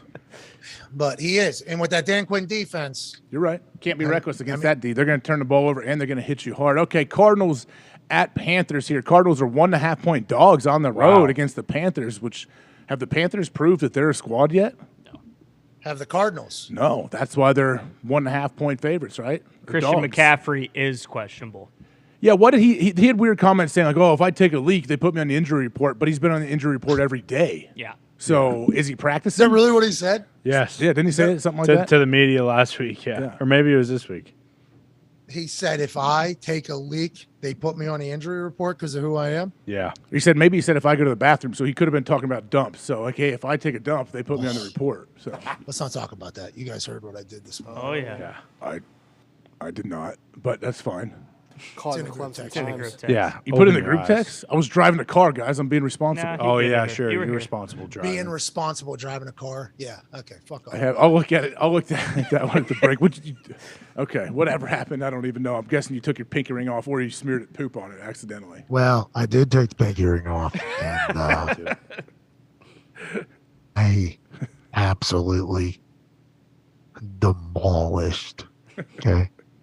A student union toilet. And there was, Is the door lock? Yeah. Lock the door. Only one person in there, right? Yeah. The dream for you. So that's good and bad, you know? Because there's like a line of 12 ladies waiting to get in when you get out. Sorry. Yeah. And it's, I think with that particular bomb that was dropped, it's going to be tough to say it was from the person before me because it was potent. There was no fan switch either. No. Oh, no. I hope you flushed 9 times. It's a nightmare. I did. I tried to flush as soon as I could, but the first one went down, and then it was refilling back up, and it was a slow refill. So you know what that means. Yeah. This is terrible. Paint the toilet. No, not just that. You can't get rid of it as quick because you got to wait on the water to refill so you can get enough power to fucking flush it So again. that smell You know what just I mean? lingers. Yep. Mm-hmm. Yeah. I would say the total time was probably 4.5 minutes in there, 3.5. Oh, God. That's efficient. Yeah, it's not too bad. Try to get 6 flushes in, only able to get 2. So, Gotta work with what you got. anyways, It's kind of tough. You got Lee Corso's mom banging on the door trying to get in after you. Lee Corso's mom, you said? to break it to you, What are you trying to AJ. say? Lee Corso's mom. I'm guessing she's We don't not know. around. Good. You guys, Well, rest you guys in go peace, assume. then. Yeah, all you right, guys boys. assume Jeez. stuff then. Assume stuff. I mean, then. What, What's the next game? 130? She was What do you 20. think? Yeah. Oh, I'm she was sorry. You 20 guys are during the so- Great You're Depression. just- She was a great lady. Have some She was a couth. great lady. You guys She have was. no class. What's the next game Speaking up, of guys? truth, I mean, what am I supposed to do Cardinals, every Friday? Panthers. I land immediately, go to a university building. What am I supposed to be I doing? thought exactly. I thought for sure if that sweet old lady is your flight attendant, you just dump right there in that plane. Well, with the way my schedule is, that ain't the time. Oh, You know, gotcha. the time is like right before show starts. It's almost like my bladder gets it. Like, hey, all right, now we got to kind of clear the air here. It's Yeah. going to go in. Of course. So whenever you're on a road, it's just not great. Hey, speaking of your dumps, Just not great. Cardinals, Panthers. Who you have here? Cardinals. I got the Cardinals here too. Okay, let's see. Broncos are traveling to play the Raiders here. Broncos are 2.5-point dogs on the road to play the winless Raiders. What are we doing here? Okay, this is actually. You know what? I'm interested to see what both these teams are in this game. What do you think? Ty, Yeah. what did Mark Davis say to Josh McDaniels on Monday morning in the office? Please tell me. He said, listen, you either need to start winning or you need to buy me a couple new Nintendo Switch video games, okay? I got to go dinner, guys. Sorry. Get it figured out. I don't think that's enough to motivate Josh McDaniels. You know, I don't think that was enough. Give me the Broncos and that defense to continue to be problems for offenses. We shit on the Niners and how they produced against this Broncos team. Then we started seeing some film from numerous people this week who are better at football than we are. And they're saying, hey, this Broncos defense is not getting anywhere near enough credit. So I think they'll continue to do their thing. Give me the Broncos +2.5. The Raiders will figure it out at some point, maybe, but I think the Broncos defense is going to be a massive part of this storyline this weekend. I'm with you on the Broncos. D is great, and I think they will play very well. But I think the Raiders find a way to get their first win here. So I'm taking Raiders -2.5. I feel like we've disagreed on a lot today. Yeah, well, that's not good because you're hot and I'm cold. So, Well, you know, I'm that's fucking great good. then because I have to get cold. So if I'm cold, you're hot this week, right? No, you don't have to get cold, AJ. You're never going to I'm not going hot. to. These are all going to hit. I'm not going to. I'm just trying to make you feel better about your picks. There's not too Don't try to many. make me feel bad. Dude, I handed you the Super Boost. So, like, every time we were opposite, you heard me go, fuck, because I know the Super Boost is going to hit that you're going to put in there. So that means I'm wrong. So we're on your train right now, AJ. We're riding on your wings, pal. You see us right here? You see us right here? Yep. You see us? There's three of us. I'm not sure what That's what are you trying to show? that's us under your hawk wing. Oh, my bad. Gotcha. Yeah, get it? Okay, AJ? Yeah. We're under your wing. Sorry. Okay. Hey, okay, AJ? See Okay. that? I'm talking directly at a wall Oh, right look, now. that is to make good this right here. a much better See, visual look, I can effect. point right at you. Oh, yeah? And look at that. I can do it as well. That's good. Okay, nice. What's the next game? Oh my goodness! Here we go. The McCorkle Bowl. I don't know if you know this, but they act like Mac may play. I don't see any way Mac plays. That looked like the most painful situation in the history of the planet, and you're telling me the guy's going to play 6 days later? Unless this is a Paul Pierce poop situation, you know, which Boston, I guess, and New England area has been used to happening. I don't think he's playing. Now, you have to go in. Is Hoyer that big of a drop-off from McCorkle? Or is Zappy that big of a drop-off from McCorkle in this offense, in this particular situation? I'm not sure. I don't know. I haven't watched Mac enough, but it sounds like Connor's given up on him. Connor, can you tell me more? Haven't given up on him completely, but definitely don't know if the drop-off is as massive as it might be for some other teams. Well, and also as massive as we thought it would be earlier in the season, right before the season started, when we thought Mac was going to maybe be an MVP. Yeah, true. And although the first game they were bad, the second and third game their offense played pretty well. So if Hoyer comes in and he doesn't throw 4 or 5 picks, I think we could be in this one. Okay. Pretty big be in spread, this though, one. isn't it? What is the spread? 9.5. 9.5. That is so much, but I got Green Bay obviously here 9.5. I think that's a lot of points, and I think Ty was talking earlier, like Belichick doesn't get blown out a lot, but we'll see what happens on this one. I still got to go Green Bay. Yeah, give me the Green Bay too, just strictly because of our Tuesday conversations with a guy. Have to. You know, Of course. don't want to be the one that picks against him, especially going against a backup quarterback. You know, Yep. Smart. so I'm gonna pick him. I'm gonna pick him, Good and I pick. think like the Packers defense pretty good. Yep. Yeah. So Pretty good. Yeah, I think their front will find a way to get pressure as well on whoever is playing quarterback. The last one, right, we're doing the Chiefs-Bucks game. That's Sunday night. Okay, Chiefs are 1-point favorites heading to Tampa. Here we go. Your right foot. Oh, my bad. Am I stepping on things over here? Yeah, you're like Frankenstein's monster. Just relax. How about you relax back there behind the glass, bro? No, you make all kinds of static. Yeah, no, okay. All right, Nick, we'll talk about it. Just stop stepping on I the can't hear goddamn anything wire. because my mic pack, that's what I'm trying to get that going again. I got the Just turn it Kansas up. City Chiefs. That's what I was doing. I got the Kansas City Chiefs. Who turned it down?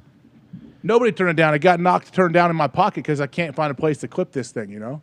Hey, it's a tough clip. That one's a very stingy clip. I've struggled with it mightily as well. Can't get it on the pocket. I got either. it situated great. Here we It go. sounds like it. Actually, it doesn't sound like it. Here we go. Because you didn't have sound. Clon. I got, who do I have? I have That's the Clon sound. Is Chiefs AJ are talking? 1 point. 1 point favorites. I have the Chiefs. No, they're 1 point dogs. Either way, it doesn't matter. They're going to win. Yeah, I like the Chiefs too. And I think Tampa is going to experience the same thing that me and Foxy and the boys experienced on Sunday. When that national anthem is playing, it doesn't matter if you're down in Tampa and it's 400 degrees. It doesn't matter if there's a pirate ship about to launch some cannons. Whenever the singer of the national anthem gets to,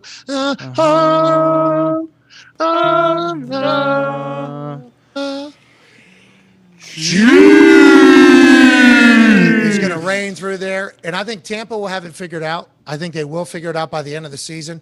Feels like we're in that early stage still where Tom Brady's, trying to find it with the offense. Mike Evans is back. That is a problem. I like that Tampa team. I think in the end they're going to be a squad. But right now, off of that Colts loss last week with what happened, Travis Kelce openly apologizing to fans. He's a massive part of the offense. I just think the Chiefs are going to handle business. But how lucky are we to have Tom and Patrick Mahomes week 4 Sunday night?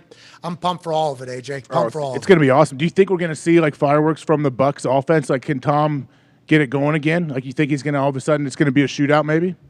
So I think we're too early in the season for that.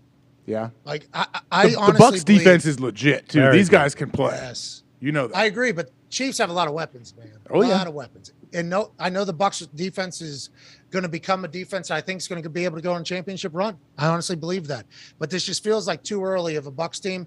And with that Chiefs team losing to the Colts last week, I think is going to be pissed. because they had a failed fake field goal, they had a muffed punt, they had a personal foul from Chris Jones for abusive language that we can't have. Yep. Not in our league. Can't do it. Go to hell, Matt.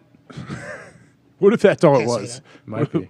Honestly. That's abusive. That was abusive. Yeah. But you don't think? Matt, he Why don't iced- you? We need to get some answers like on that. Matty Why Water. don't you learn about Jesus Christ a little bit, AJ? Okay? I mean, what if So that's then what he was maybe- doing? What if this referee did not believe in Jesus Christ and that's what he was doing? He was trying to spread the gospel. True. Hey, join my parish. Something like that. What if that ref is actually David Koresh Oh, no. as a African American referee, and something was said in slight of Jesus Christ, and that ref said, "Nah, not on my watch. Me and Jesus actually brothers." You know what I mean? I came from same seed, and what you just said, can't have it. Maybe that was it. That's what it would have to be, right? That personal to a ref to call that in that situation. Yeah, it's possible if he looked at him and, had the spirit of Koresh and was like, there's women and children in here, brother. You can't say that. First down. First down. First down. That'll be 15. Game over. You lost. Congrats. That's basically what You happened. guys should have won this game. You're going to look back on this and say, definitely should have won this game. Instead, you're going to lose because you thought you were funny with your little Bible thing there. Okay. Including last night, just looking at the numbers here, too, you guys are an even 8 picks on the same side, 8 picks on opposite side, just so we know going into the weekend. What a nightmare. Pat, do they have to shuffle you out of there? Like, you're not on the game day set. So how are you in time right now? Yeah. Mustache Man's been falling asleep 2-3 times. The staff here, the crew here has put in incredible work to make this all work because traveling in here has not been easy with the storms and where people are coming from and everything. So I do believe we got to get out of here relatively soon, but I would be remiss if I didn't talk about the video that I sent to Zito. Oh, yeah. This is what has been happening right over here where you can't see it. These kids have been running this play. Look at this. They're literally all lined up in a punt formation. I don't know if you could zoom in or not. Hold on, wait for it. They'll do it. It'll be very obvious. There's them yelling. Oh, that's the end of it. So they're like right on the concourse, right Oh, outside yeah. the fence. Oh, okay. That's sweet. So that's the tail end. You saw the quarterback gets sacked over there. That would be Colt Anderson, who became the center or who became the quarterback. He takes it right there, took the snap, got tackled far side, everybody over here. Then they celebrated making the Colts look dumb. They had it down pretty perfectly. And I mean, they're just realizing now that they're on camera. They think it's live. They're yelling again. It's not live. It's not live. That's awesome. It's not live. It's not live, but we appreciate the hell out of you. Those guys have been standing out there this entire time. Entire time. I guess they're not that far from you, I guess. Yeah, they're right there. No, I can hear them. I mean, they're within earshot for sure. I cannot get to them, though. There's zero chance of me being able to get to them. Hey, guys, hey, I'll come take a photo with you guys. I won't. I don't know how to get there. You know what I mean? Just lie to those kids. They can't even hear me. So one of the kids probably might hear it on his phone right now. Yeah, it's all right. Tell him I will. I'll try to get there, but I'm not going to. Come down here. Tell him. Come down here. Come down here, really? Come down here. Do it. Calm down. Do they say please at the end? Yeah, I mean, it has some. Seem to be pretty hospitable group. They look like they would be pissed if I didn't go. I'm gonna go. Yeah, you're gonna go. All right, good. Hey, we're gonna have General Bob come on here in a little bit after we take 5, Pat. After you, we're gonna have General Bob come on, chat about all things football. Right? I can't believe I'm missing that. Hope everybody has the greatest weekend of all time. Please tell the General I said hello, and I hope life is good. His Affinity Health Company. Yeah. That's making him who he is right now. Yeah. Reach out to me. Am I going to be on the same plan? Did they ask you? You're already so jacked. I don't know if we could help you. Jocked? I am kind of getting jocked right now because wait, you're wearing a tank top again. Yeah. Well, I talked about this yesterday. It was going to be a problem. I only have 4 shirts that have sleeves on them at the new house. Gotcha. Okay. 62 to 65 tank tops. Mostly black. Some had to be ordered in a multicolor package because they were sold out of the black one. So I had to get the hunter green, the blue, the white, just to get one black, because it came in packs of 4. So I have a couple different variations of said tank, but the new house with the clothes that I have, it's not going to be feasible for me to wear a shirt every single day, I guess. That's what I'm learning. It's tough whenever you're evolving as a human, and we're all going to be a part of it. We're all going to be a part of it. Well, we're excited to watch you transition into the sleeve game. I know it's going to take a while because you only have 4 T-shirts right now, but congrats and good luck at 62 to 65 tank tops. I'm surprised you know the exact number that like so close. Do you sit down there and I've count had them? to pay for them all. I had to pay for them. The add to card had 62.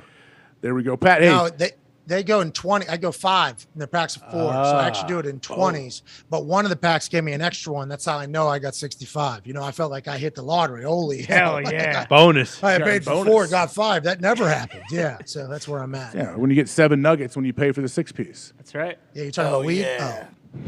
There you go. Because that is a benefit as well. That's a pretty nice little surprise. I would imagine. I don't know what it's like down there where you are, but is the weather okay for now at least? It's a little chilly. It's windy as fuck. I mean, you saw this morning at the actually, it looks like the wind's kind of dying down. I don't know how the stadium is. This morning when I landed, the flags were all. It's going to stay that way, right? I would imagine. Is it supposed to rain hard too, or no? It's supposed to come in this evening. There's some nasty videos, man. You've been watching those videos from people. Their houses flooding, the streets. Everything is nuts. Dude, I am so sorry to everybody that has had to battle this asshole hurricane again.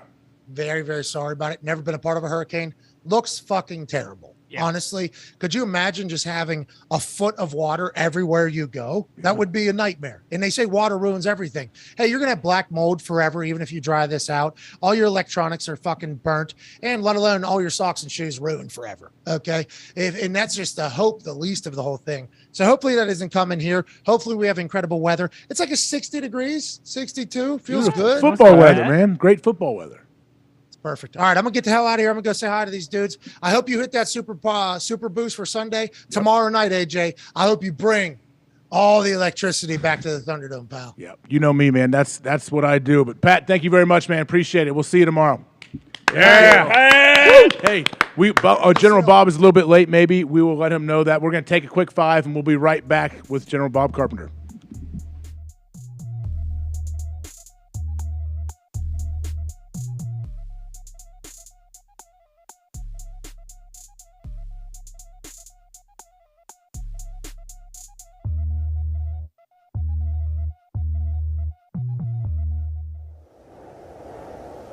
We're talking hockey.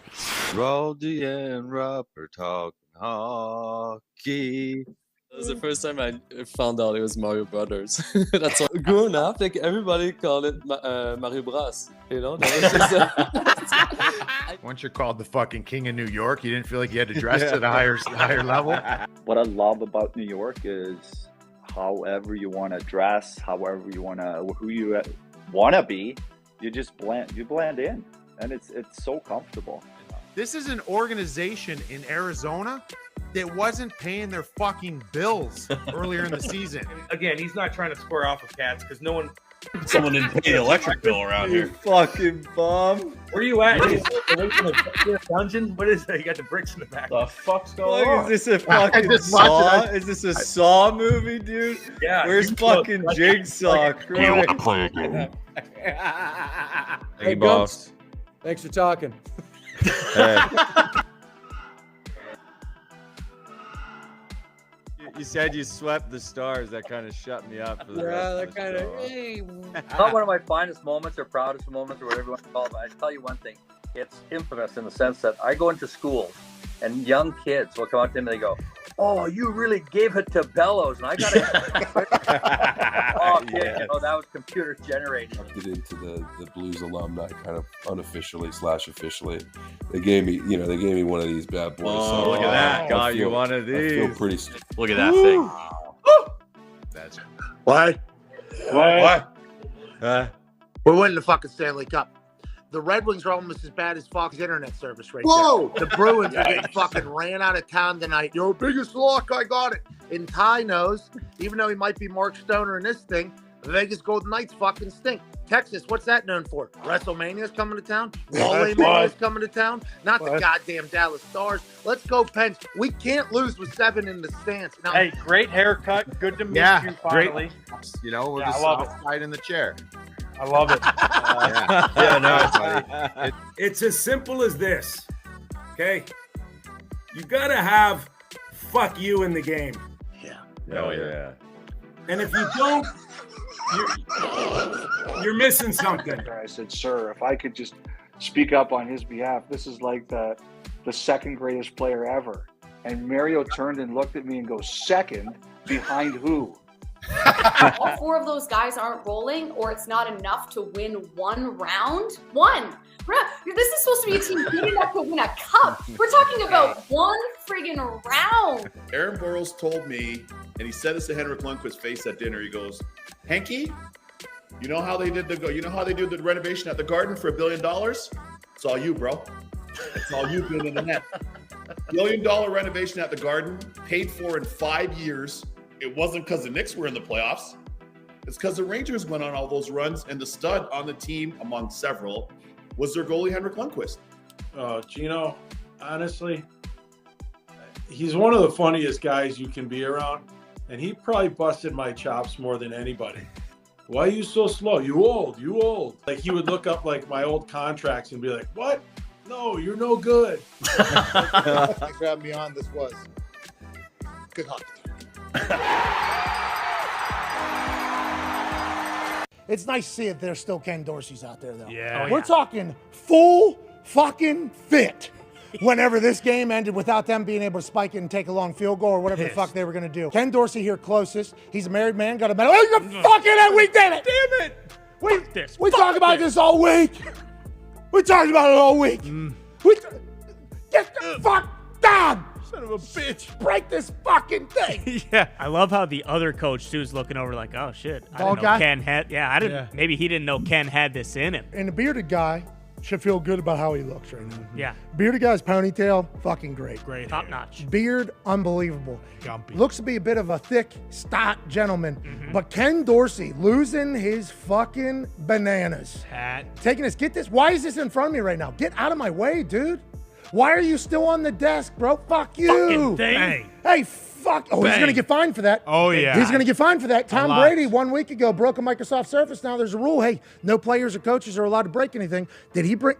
He's getting fined for that. 100%. Oh, no. I thought that's why he was trying to cover the camera at the end. Oh, so he was saying, hey, fuck. No, I don't think he was trying to cover it. I think he was saying, find me, motherfucker. Yeah. Like, I Fuck think, you, too. Boom. Hey, somebody else came and covered the camera, though. Whatever other coach put his hand over that camera. No, I think that was Dorsey. I think it was. No, Yes. watch this hand come in. Oh, yeah. Shit, It's a shit, right-hand shit. Oh my God, I didn't even notice that, AJ. Yeah, you think he's going to cover the camera in the middle of that rant? No, You I think he's going to kill somebody. I thought that was the shit he Yeah, threw. throw something at it. No, I watched it a few times. That's a hand. Wow. Hey, that's good teamwork. AJ. Yeah, that's good teamwork up there. Now, I do believe he's going to get fined for the Microsoft Surface bash after the Tom Brady one became a rule. And maybe that's what the coworker said. Oh, come on, Ken, there's a camera. They can see you. There's a camera. Jesus, you're going to go viral. Sorry, Ken. They're riding in that elevator down to the locker room after the game. And Ken's standing there with his fucking papers all disheveled and the Microsoft Surface cracked screen, and his notebook's been ripped in half because he has superhero strength at that moment. It's like he's ripping a fucking phone book, and they hit the basement button to go down there. At some point, there was an awkward silence. The bearded guy is looking to his left. The bald guy's like, oh. And then whoever covered that up was like, you're going to go viral. Yeah.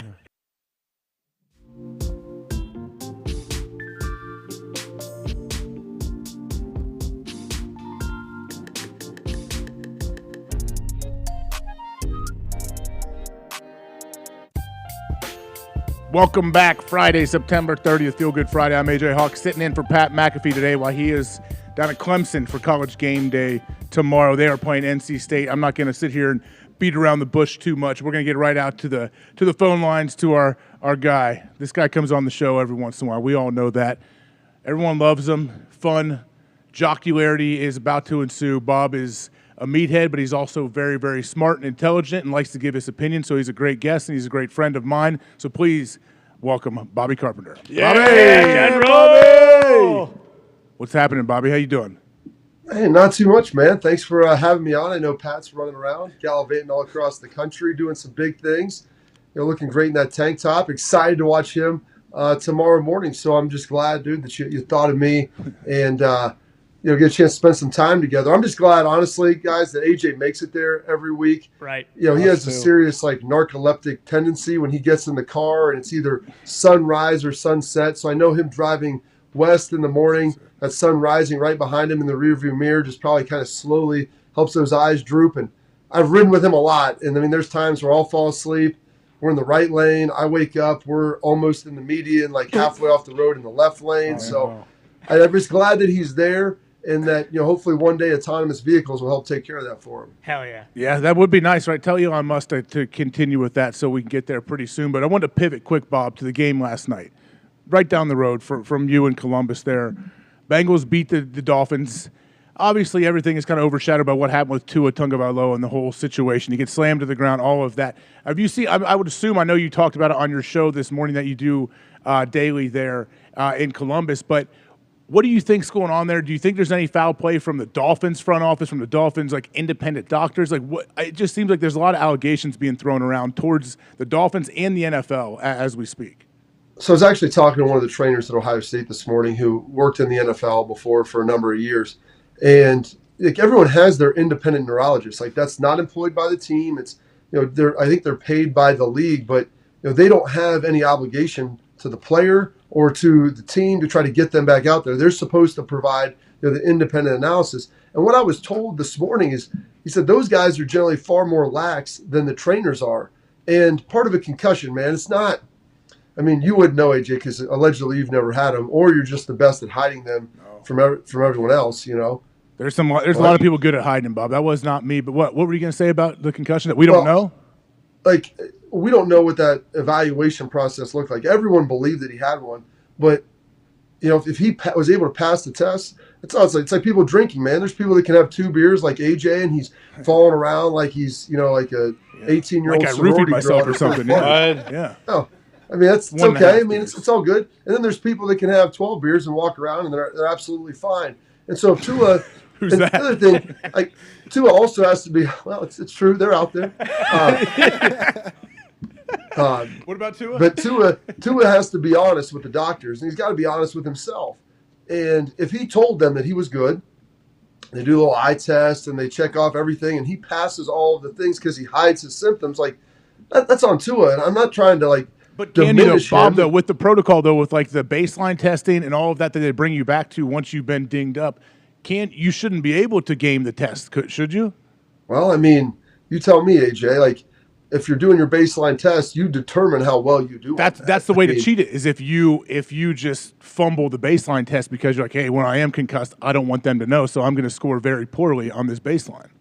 I forget it. I think I'm trying to think who told me this, but someone who had played in Indy. I want to say with Peyton, and Peyton was like, listen, nobody needs the baseline test isn't the ACT to get you into Harvard, guys. Like, we don't need to go out there and try to be all-stars on the baseline. And I forget who it was, but I mean, there's truth to that. Like, I played with a guy who he did so well on his baseline, AJ. Like, he legitimately had a concussion. He sat out a week. He's like, I feel good, this and that. He took him 3 weeks. He still could not pass his baseline test, completely symptom-free.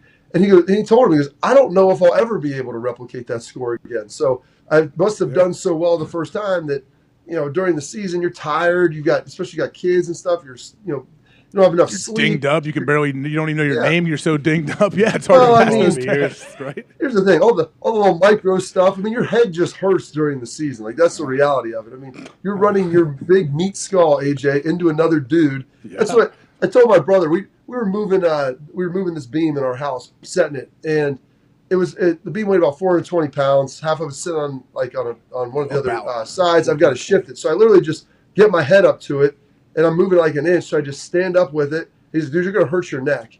I'm like, listen, man, there's probably about 250, 280 pounds on this.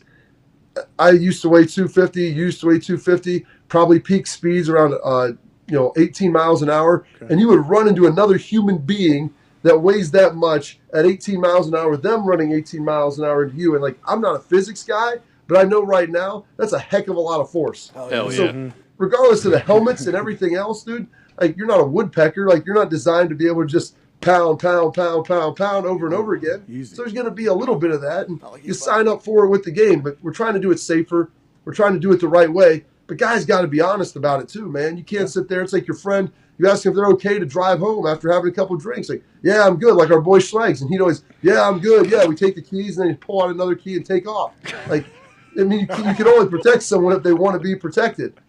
Yeah, you're right. You know what, Bob? That's a valid point. That's why, Ty Schmidt, you have something for Bob, I know. What's up? Yeah, Bob, I'm sick and tired of talking about Tua because everyone's saying that we're holding the water. Everyone's very disappointed with the takes we had today. Because we're carrying water for the NFL? Is that what we're doing? Yeah, pretty much. I don't know. Okay. We'll see. Right. Until Tua talks and we hear more about it, I don't know. And that's where we're at, too. We're saying we don't know. We don't know much yet. So exactly.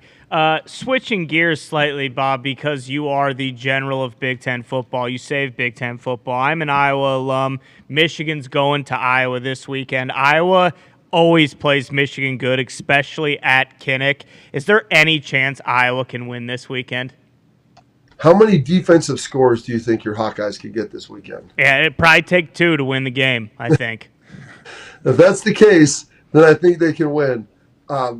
Michigan, I'm not sure how good they are. I watched Maryland last week, it's a very different test. Maryland's very talented on offense. Defense was better than I thought. Michigan struggled for a while and eventually pulled away. I mean, Iowa should be able to slow down this Michigan offense.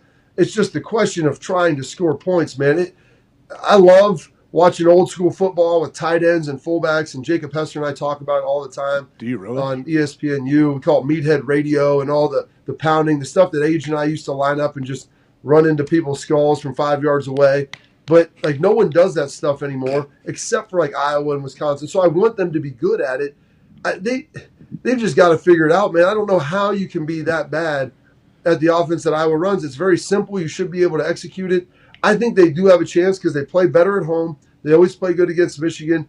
And they seem like this would be a game that it could to catch Michigan and maybe a little bit of a trap game. You play them with some defense, you get some turnovers, and next thing you know, you're in a game and you didn't realize it in the fourth quarter. So I think there is a chance, but I think the Wolverines should be able to pull this one out because I'm not kidding you. I've never seen an Iowa offense this bad, and I don't know how it's going to get better. It has never been this bad. Boston Connor, what's up? Yeah, Bob, switching gears one more time. Tom Cruise could hold his breath under 6 minutes underwater, and they just, the video just went viral. Do you think in a different world he may be able to play in the NFL, or do you think that he was born to fly planes?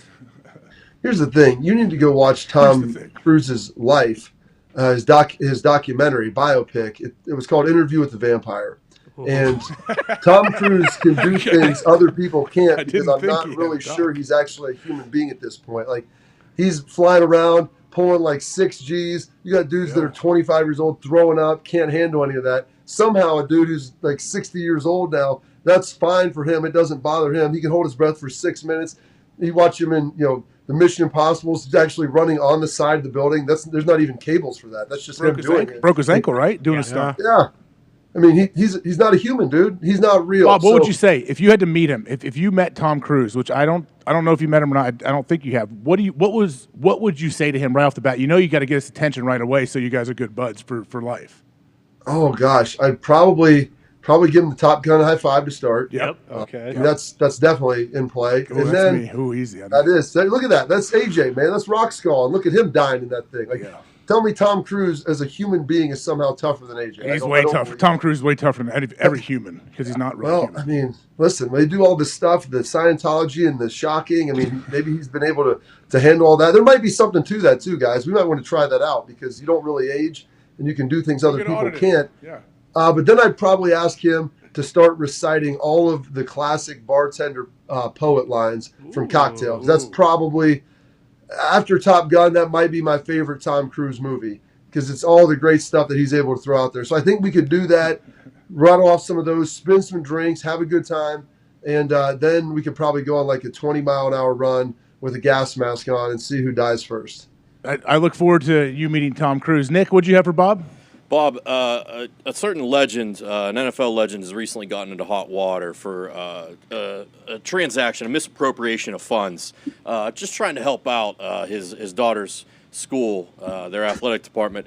And I know how much you love the Buckeyes, and I was just wondering, if things were ever in dire straits in Columbus, what depths you would go to. If you would dock some of your HVAC workers' pay, maybe skim a little off the top, and redirect some of those funds to help out the Buckeyes. Oh my gosh, man, that's terrible. Like, listen, people work hard, man. I love taking care of people. I love making sure that our employees and our team is compensated really well. I mean, my man Brett, he's a Hall of Famer, Super Bowl champ, 3-time MVP. He throwing out some DPs out there. Now with the welfare, I mean, like my guy's basically done everything you can in the world, both good and bad. So I know that's AJ's dude. I don't know what to say about that. He's my ex-teammate. I played with Brett for 2 years. I'm not sitting here standing on my desk saying he didn't do anything wrong. It sounds like he did a lot wrong. Right? You were earlier. You did that on the bar when you first earlier got in you here. were saying, I guess give him a break. I did get out of my truck. First thing I did was jump on this thing and stand on the desk for him, as they say, right? Oh yeah, you were like Tom Cruise. Tom Cruise when he went on Oprah. Remember he hopped up on the couch. Katie Holmes. Fist pump like 15 years ago. Yeah. When he was married to Katie Holmes. Like, I love this woman. I love that man. Obviously, did it work out? It didn't, but I don't know if he sent the same pics to her that Brett was sending out. I mean, did he send those to you, AJ? Is that what kind of stirred that relationship? If a husband's sending that to a wife, I always say that's such a romantic relationship. If a husband is sending dick pics to his wife and they've been married like 15 years, the classic American love story, right? I think it's amazing. You really couldn't ask for much more. I mean, the passion is still there. It's still alive. I mean, hopefully there's some reciprocity and things coming back. A couple tastes from bathroom selfies coming back on the other side. I mean, like, guys, you need to grab AJ's phone at the break because, I mean, there's going to be some good stuff in there. He speaks from experience. Unfortunately, there's not. I love where Bob's brain is. I can watch his brain work in real time. That's why the FaceTime is good. I can see him. I can see, I'm not sure what he's going to say. I know it's going to be inappropriate and definitely take some latitude with some truth or what may be facts. But either way, Bob, you played for the New England Patriots for a little bit. Oh, yeah. Your dad's a Bill Parcells guy. You're a Belichick. All this whole coaching tree. You've been around. What do you think's going on with the New England Patriots right now? Do you think there's a chance Mac Jones plays this weekend? I do not. And also, what's going on with the play calling? Gosh, I know Boston Connor's probably beat up about that right now. A little bit, Bob. A little bit. It's bopping. It's listen, hey. I was sitting there talking to my dad about this yesterday. Boston sports fans are the most spoiled sports fans in the world. The last 25 years, you guys have done nothing but win titles in every sport, all over the place. And all we do now is we feel bad because the Patriots aren't, winning 15 games a season and ultimately winning Super Bowls. Maybe the Celtics didn't win a title and all these things. There's some ebbs and flows. I do know this.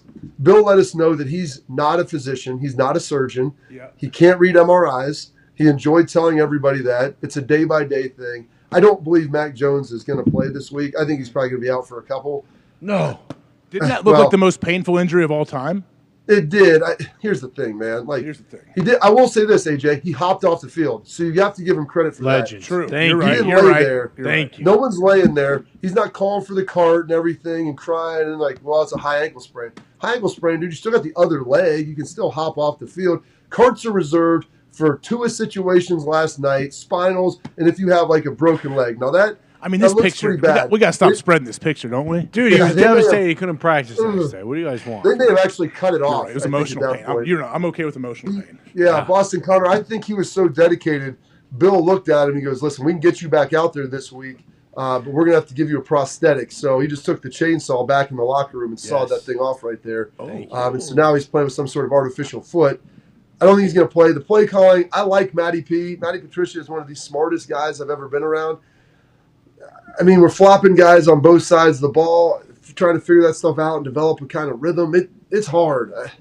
And I want to say Bill's the greatest coach of all time. Yeah, I agree. said it last week. I agree. That's the truth, but I'm not sure exactly what's going on. I feel like he might be just trying to troll the whole NFL and be like, no one else can take a defensive coordinator and make him an offensive coordinator. Let's just see what happens.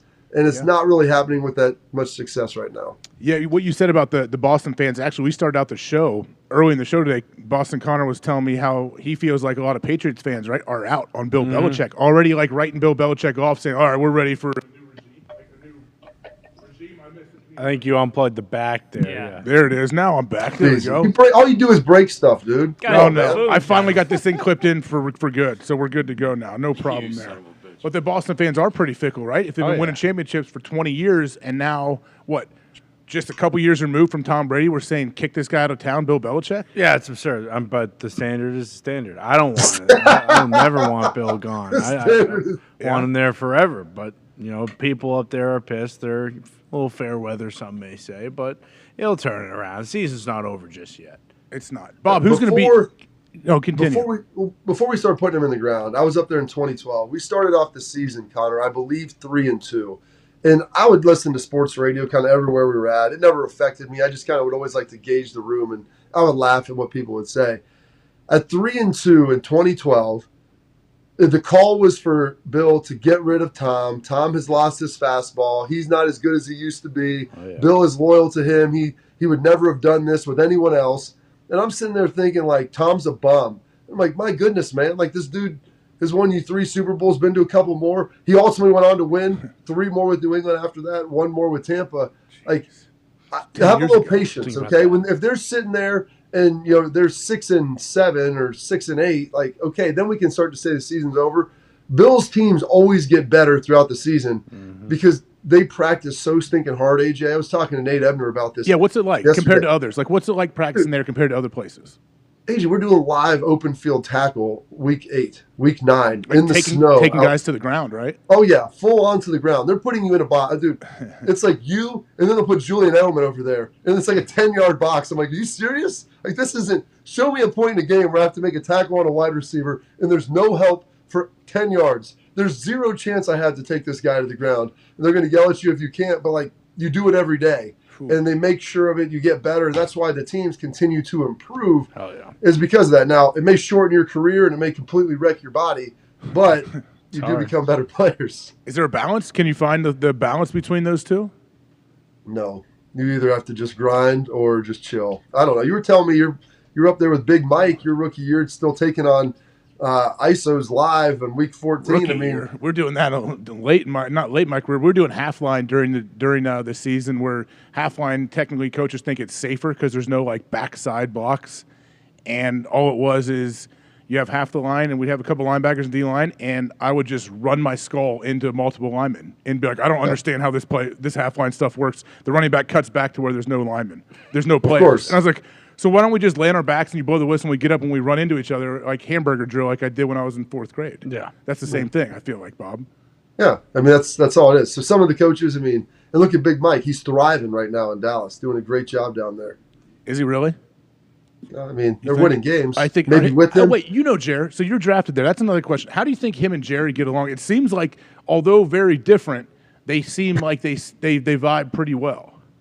I mean, I felt like you were going full Dumb and Dumber right there. What? old people, while dangerous behind the wheel, still can serve a purpose. That's a great line I use a lot, but yes.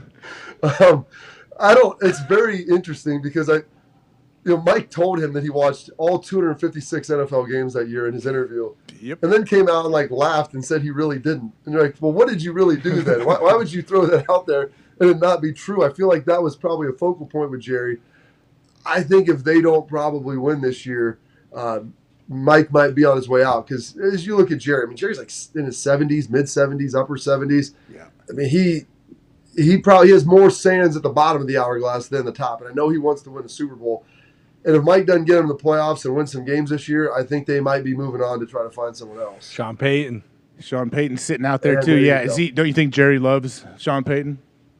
Jerry loves Sean Payton probably more than any other coach, and he has wanted to have him. I've sat there in dinners with Sean and Jerry, and I mean, it's amazing. You can see his affection for Sean because he's such a brilliant offensive mind, but he also has that toughness of coming up in the Parcells coaching tree. So when I'm listening to Dan Campbell, they're like, oh yeah, Dan learned everything from Sean. They both were in Dallas together under Bill. If you ever want to know what it's like with Bill Parcells, Dan Campbell is like a big Lebowski version of Bill Parcells, former player, kind of meatheadish. But all the things they say, all that, that's all Sean, that's Bill Parcells. I mean, those guys resonate with that, and so that's what he wants. He wants the Bill Parcells that's modern, that has an unbelievable offense, that's very creative, and that's what Sean Payton can give you.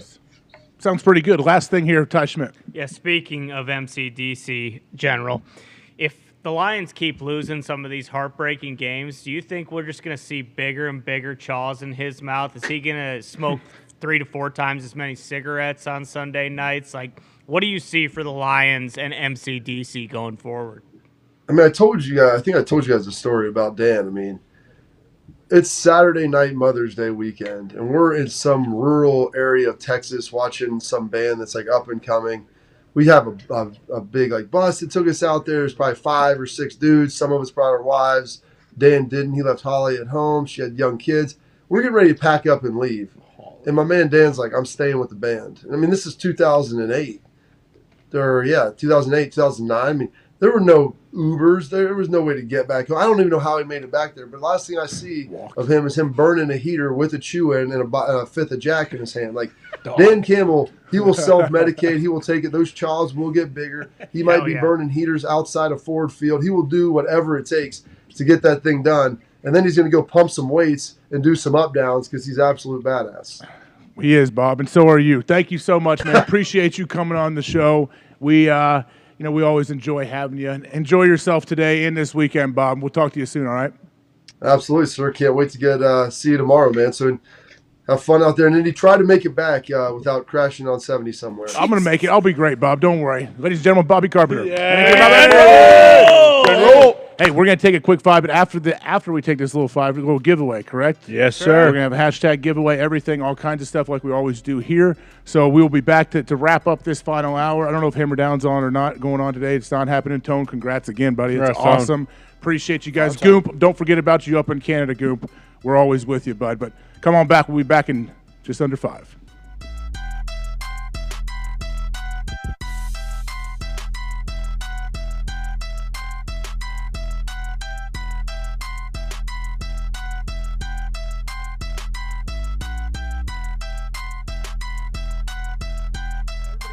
Packers are going to try to get some weapons. And nobody has heard from you since Davante Adams got moved to the Las Vegas Raiders. When that move happens, obviously we know the connection and the relationship that you and Davante have. You've talked about it on this show ad nauseum and how much respect you have for him. Did that surprise you? Obviously you're not going to be able to replace a Davante Adams, but how has that conversation evolved with the Packers from you? And what do you think are going to be the steps going forward? Well, we've had a lot of success with the second and third round receivers in Green Bay. You look at Greg Jennings and Jordy Nelson, Randall Cobb, James Jones in the third round, obviously Davante Adams in the second round. Those guys turned out pretty good. So I'm not sure. I think we're about to pick here in a second, but you know, it was a little surprising with Davante. Obviously, when I made my decision, I was still thinking he was going to come back. You know, I was very honest with him about my plans and my future and where I saw, my career going as far as how many years I wanted to play. But I felt like, he was going to be back. Didn't obviously turn out that way, but I have so much love for Tay and appreciate the time we spent together, and definitely wish him the best with Derek in Vegas. But that's a big hole to fill for sure. Yeah, Devontae's an absolute stud. And thank you for talking about that, by the way. I think people are going to be intrigued to hear that. Whenever you said that it did surprise you a little bit, I saw Mad Mel Kiper shake his head. But it doesn't sound like you are that pissed off about it either. You understand business is business, and you have faith and trust in Goody and LaFleur and everybody over at Green Bay, much more now than maybe in the past? Well, it is the business. It's a tough business. It's a wonderful profession. And those of us who've been blessed to play for so long realize that completely. And there's a lot of things that happen that surprise you, even still. And I thought that based on the number that we offered Devontae and, being able to play with me for a few more years would definitely make a difference. But in the end, I think he was ready to move on and wanted my help in making that happen. And it was a tough position to be in for sure, because I love him and I care about him and want him to be happy. And he's definitely going to be missed. There's me holding for you. Okay, I'm one of the greatest holders in the history of the NFL. You can go and look at stats and percentages of made kicks. I also enjoy seeing other people shine. You'll pull it back just like you're golfing or just like a shooting game with your thumb. The wind in the top right corner is something you will have to pay attention to. And as you get rolling, the more kicks you make in a row, the more money and the higher the score gets generated. There's obviously things you'd like to hit. There's a lack of a fan, lower left.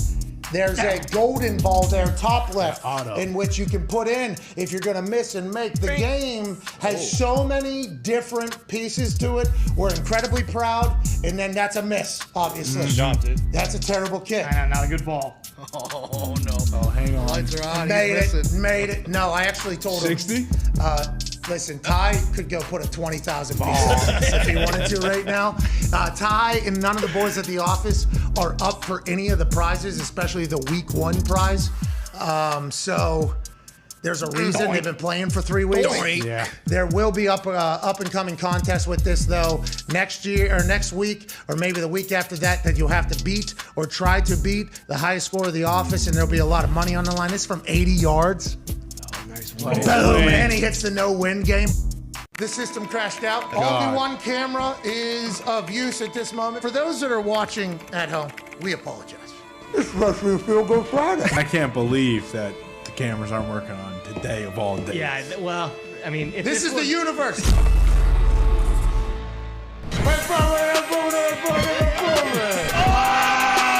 Oh, hey, pal. How you doing? Gabagool. I need a nice cold Bud Light. What? Oh, you're fucking out! How's your fan? How's your fan? Made a couple whiskeys. What? 80,000 individual eyes that are looking at these eyes right now. What the fuck are you doing? 2 scotches. What? Are you kidding me? Tequila. What? 55, 56, 63. That's how many new wrinkles I'm going to bring to the office. I get things done, Patty. Vodka. What? He said I was on meth. I ain't ever done meth. Dirty dressed up like Russell Wilson. Margarita. What? He's Brett Michaels. You're fucking out! More ice cold Bud Light. What? More ice cold Bud Light. What? More ice cold Bud Light. What? Ice cold. Cheers. Thanks everybody for watching.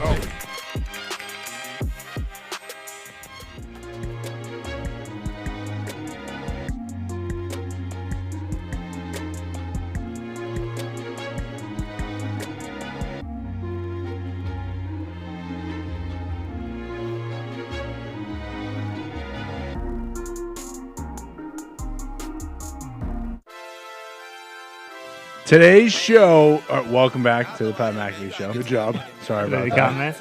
For Feel Good Friday. But today's show is presented by Twisted Tea. Ooh, let's get twisted! Hell yeah, let's What get is that? twisted! Twisted Tea is a super refreshing hard iced tea. Why? It tastes like real iced tea because guess what? What?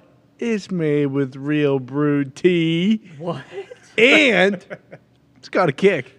5% ABV. Perfect for when you want to get a little twisted. What? Twisted Tea is partnered with FanDuel for a free college football pick'em contest with $20K in total prizes up for grabs this week. AJ, why'd you stop the music? You just get to pick. I wish I could even start the music. But I 6 can't. outcomes, so spreads, money lines, what totals, Wide. and get points based on the money line odds. Go enter now on the FanDuel Sportsbook or FanDuel Fantasy apps. Again, $20K in total prizes are up for grabs this week. And keep an eye out for the return of Tone's Twisted Tasty Top 10 next week. Can't wait. Could be sweet. $20K in free prizes available on the FanDuel Sportsbook app or FanDuel Fantasy app. Shout out Twisted Tea. Twisted Tea, that's awesome. Thank you. I can't wait. A little teaser at the end, as always. Now there's a teaser. Oh, no pun intended. Twisted teaser. Now, either one of you guys, there's a nice giveaway that we're trying to set up right now. Which either one of you guys want to announce what that might be? Yeah, sure. You guys know the drill. It's Friday, Feel Good Friday, so we're going to do another giveaway. Okay. Use hashtag PMS NFL Week 4, the number 4. Okay. So hashtag PMS NFL Week 4. Okay. Put your cash tag in the tweet and just pick a winner from this weekend's NFL games. We'll randomly choose 10 people to win $500. All you got to do, put your cash tag in the tweet, use hashtag PMS NFL Week 4, and just pick a winner from this weekend. Don't worry about the spread. Nope. Just give us a winner. Hashtag PMS NFL Week 4. Hiya. Hey, here you go. I know Phil jumped in my ear. Ty, if you can shoot this into the hoop, they said we'll double it. Whoa. Wow. 20 winners? 20 winners, right? Yeah. Let's Here we go. go. No, you Right have to that be hoop sitting right there. down, he said. Sitting down? No, you don't have to sit down. Phil did not say that. He did not say you have to be sitting down. That must have been Zeno. That was usually, I know I like to sit down here. Got a good angle with this guy over Yeah. here. But I want you to hit this, Ty. I think you will. Let's go, Ty. You got this, man. Ty. Good tease. Ooh. A little too strong. A little too strong. Maybe we'll try another one. Maybe a shot, maybe, Ty? Where's the other stuff? Where's the other stuff we have? There's a ball right Basketball. by No, us. they're basketballs right there. Oh, I didn't see. Where you knew you pointed at? I didn't see over the thing. Here we go, All right, Ty. let's shoot one more Come on, time. Ty. Come on, Come on, Ty. Ty. Come on, Drain Ty. it. Come on, Double now. this Come on, thing. now. Talk to me. PMS NFL Week 4. Oh, got two balls, got another one. Get another shot. ball, Hey, another don't ball. tear your ACL when you land, because that Yeah, one scared me for a careful. minute. You came down kind of hard. Oh! All right. Hey, you know what? He's getting dialed in. He'll be there. Hashtag PMS NFL Week 4 and pick a winner, right? And put your cash tag in there. Yes, sir. And there you go. You have it. Guys, what's your favorite thing going into this weekend? You Favorite think when thing? it comes to NFL football or college football, I guess we have the big extravaganza tomorrow night. Sure. Clemson, NC State here live from the Thunderdome to watch along. But other than that, what's going on that you are intrigued by? Other than the watch along and Mac Jones seeing how tough he is, I would say tough. my biggest thing I'm looking forward to this weekend would probably be Josh Allen versus Lamar Jackson. That game feels like it's going to be fun. Do you think that the Bills get back on track? Yeah, I do. I mean, the Ravens obviously beat the Patriots by 10, but it was pretty close, and I think if Poyer's there, then they'll definitely win. If not, then it might come down to the wire, but I see the Bills still as top dogs. Yeah. What about you, Ty? Yeah, outside of the watch along tomorrow night, which is going to be an absolute blast. Yes, man, too. Obviously, the Packers game is going to be good to watch, but I mentioned it earlier. I'm very excited to watch that Jaguars and Eagles game. Yeah. It's crazy. Man, Jags are good. If the Jags They are. continue to win like consistently, I know people right now, they don't. Yeah, we are saying, hey, the Jags are a good squad, but people don't truly believe it yet. No. Now, the Jags do. The guys in that building do, and the coaches and everyone, I'm sure, and probably their diehards. But how many wins do they have to rattle off before we're like, okay, we think these guys legit are a playoff team? Well, in comparison to like their previous seasons, I don't know how many wins like their diehards need. Like they could go 6-11, and it feels like they made progress, you know. But I feel like to really think that they're a legit team, probably 9, like 9-8, just above 500, I'd say. They need to finish strong too, because you know how all this stuff works out, where teams look hot and fans are pumped, and then all of a sudden, if the last month and a half of the season they lay an egg and all that goodwill is gone down the toilet right away. Yeah, they could. I mean, they're first in the division. Like, if they win the division, then I think that's a massive win. And, like, yeah, it is the Jags. It's not that long ago they were in the AFC Championship, and they were, like, actually. No one gives them any credit for that either. I feel like they were so close to playing in the Super Bowl that year. Yeah. Well, and outside of that year, when was the last time that Jags fans had something to be excited Fred about? Taylor, early Baselli, in the season? when they first came on the scene, right? Like Baselli, Fred Taylor, is that? Maybe. And, you know, it's obviously early, but it seems like Trevon Walker, like they hit on their draft picks. So, like, Trevor Lawrence is the dude that they thought he was. And everyone even said that last year. Like, he played well last year. It was just obviously overshadowed by many other things off the field, and they didn't win games. Well, and James Robinson is a stud, and Urban was such a dipshit. He had What is some that? sort of Why? axe to grind with him. I don't get that. I know there was a whole situation where he didn't draft him. No, He was undrafted. Yeah, he didn't draft him, and he drafted ETN. Okay, that's right. Which was his first year. James Robinson got drafted the year before Urban was there, and I think he had like a 1,000-yard rusher, and then instead of just kind of being and there's the weird stuff. He was going in at like end of the preseason game, right? He was playing like in the fourth quarter of the fourth preseason game or something like that. Or You know what it was? I think he fumbled early in the season once in like the first or the second quarter, and Urban just sat his ass and didn't. And then Trevor Lawrence said post-game one of the games, like, yeah, he's one of our best players. Like, that guy needs to be on the field. I don't know what the hell's going on, but it didn't matter. And ETN was out the entire year. Yeah, he was hurt, right? Yeah. That dude can play. I mean, he really can when he's healthy. What do you guys think of that? I always wonder, taking a guy out if he fumbles. If you're a running back, say he's even your dude. Like, some coaches have like a hard and fast rule. Hey, if you fumble, like, you're not in the next series, and I don't know when I'm putting you back in. Do you guys agree with that? No. I don't because either. I mean it happens in New England all the time. Like Ramondre Stevenson, him and Damian Harris split kind of carries now, but last year in Ramondre's first game against the Dolphins, he fumbled, and I don't know if he played much after that. And I know the next game he missed, I think, like the first half. It feels like because of how good dudes are at like popping the ball out and aiming for the ball. Every single tackle, multiple guys. Yeah. Their first thought is, I'm going to punch the hell out of this football. It's insane. Like It's they're every so tackle, good at isn't it? Yeah, every single tackle. We saw Logan Wilson, who had an unbelievable game last night for the Bengals. I know it's everything with Tua it was a scary situation, but Logan Wilson, Kirk talked him up a bunch on the broadcast. I was happy to see that the dude can play. He can flat out play. Coverage, goal line.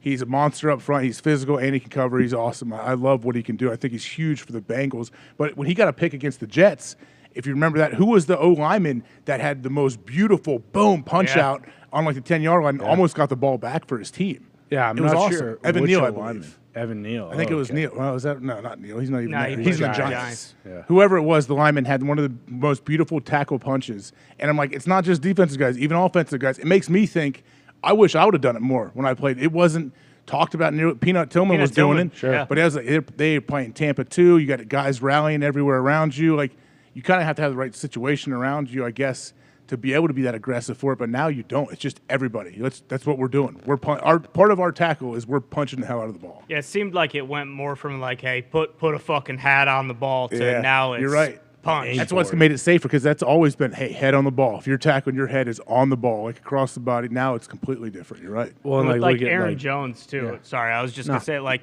you know, he fucking fumbles on the goal line. Like, what are the Packers just gonna sit his ass for the rest of the game in the second half? Like, it just doesn't work like that anymore. I'm with you. Yeah, it happens too where I don't in games not as much, but in practice, if an offensive lineman or any player has a false start, get them out of there, and they run out and they jog out. I'm like, well, you're kind of rewarding like this big old O lineman for jumping. You're giving him a break, and if he's a good player, he knows he's not getting benched. That you're pulling him out for a play in practice. Like, I always get annoyed by that too. Yeah, like he didn't.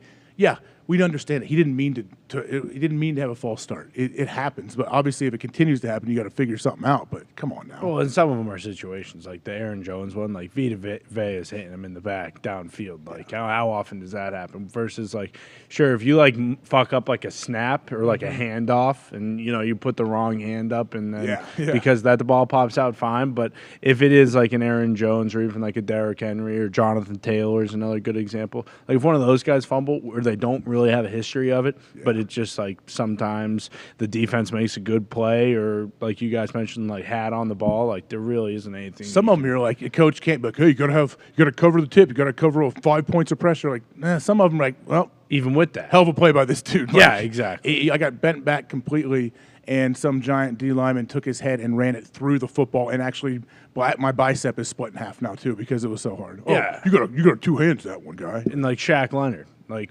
when his arms are so long, man. That so dude, long. He punches balls out as he's knocking dudes out. He's punching the ball out too. Yeah, it's awesome. And it's he a thing looks of beauty. to do it. Like I forget which clip it was, but it was Derrick Henry, and they had him mic'd up on the sidelines, and he's like, I don't care if he runs me over. Like, I'm going for the ball. And Derrick Henry did end up running him over, but I think later on he popped one out. And, like, the 5 points of pressure, there was one of Shaq Leonard against the Jets, and he punched this dude. He hit, like, the bottom of his face mask and then his forearm and then the ball, and he still popped I did out. see that one, because I always think, too, man, hopefully guys aren't breaking their hands if you do miss and you punch a face mask or even, like, a weird part of the shoulder pads. Yeah, and he did, like, half of that and still got the ball. Like, sometimes it's just an unbelievable play. Yeah, that's part of the things you could work on too. Like even when they, a lot of people work hand-to-hand combat type stuff or like MMA type deals. Jay Glazer has worked with a lot of players, but you talk about striking. I'm like, a lot of it, I was like, all right, yeah, it's a good workout. I'm not saying it's going to help you in football if you're sitting there hitting the mitts or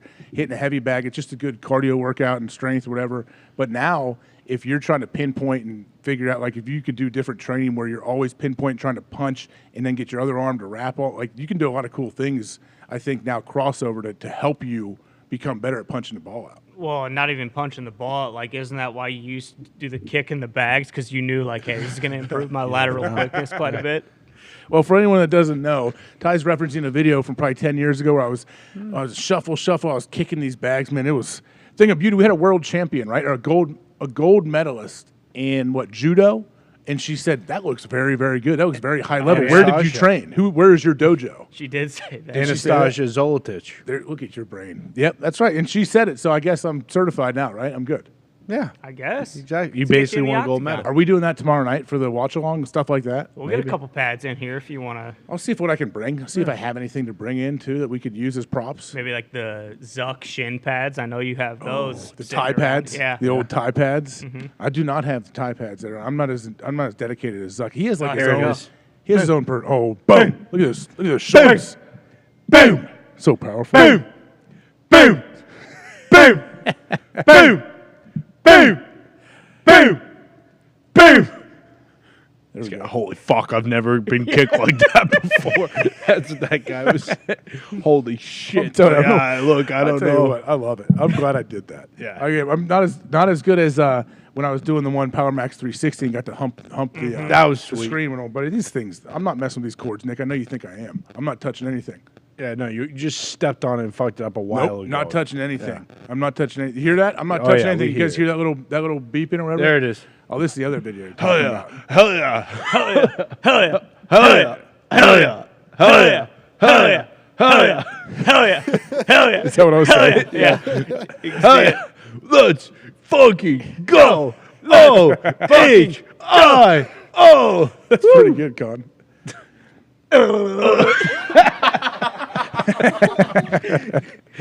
We played that a few times. You know what? You got to work. Everyone's always trying to figure out the newest and the greatest thing you can do for workouts, right? Yeah, and you had it. There I did. You know what? We're going to wrap this sucker up, guys. I know there's no Hammer Down has not happened today, Tone. Once again, congrats, Goomp. We're thinking about you guys as well. Tomorrow night, ESPN2, live here from the Thunderdome. 7:30. 7:30 Eastern, Clemson, NC State. Us three. Are on the Clemson squad, right? And Bruce Brown. And Bruce Brown. I love it. Bruce is a scratch golfer, I know from what I hear. Everyone tells me. Oh, yeah. I love it. Lefty, a lot of lefty golfers here. But, yeah, it's going to be awesome. I appreciate everyone coming on. Obviously, Bobby, Pat, Watch game day tomorrow. Pat will be there. I wonder what the elements will be like. They're indoors, though. Are they going indoors or not? Oh, I don't know. Who knows? I'm sure they got all kind of stuff for the elements. It's going to be awesome atmosphere. We're going to get to watch it here tomorrow on ESPN2. Everyone else can watch it. Appreciate you guys, everyone behind the glass, boys. Can't wait to see you guys again tomorrow. Everyone that's watching, we appreciate it. This is awesome. The Thunderdome was crazy. I love coming here every single Friday, and now Saturday tomorrow will be fun for me. But I can't wait to be back Overreaction Monday from Ohio. Pat will be here at this desk. But everyone have a good weekend, and we will see you Monday.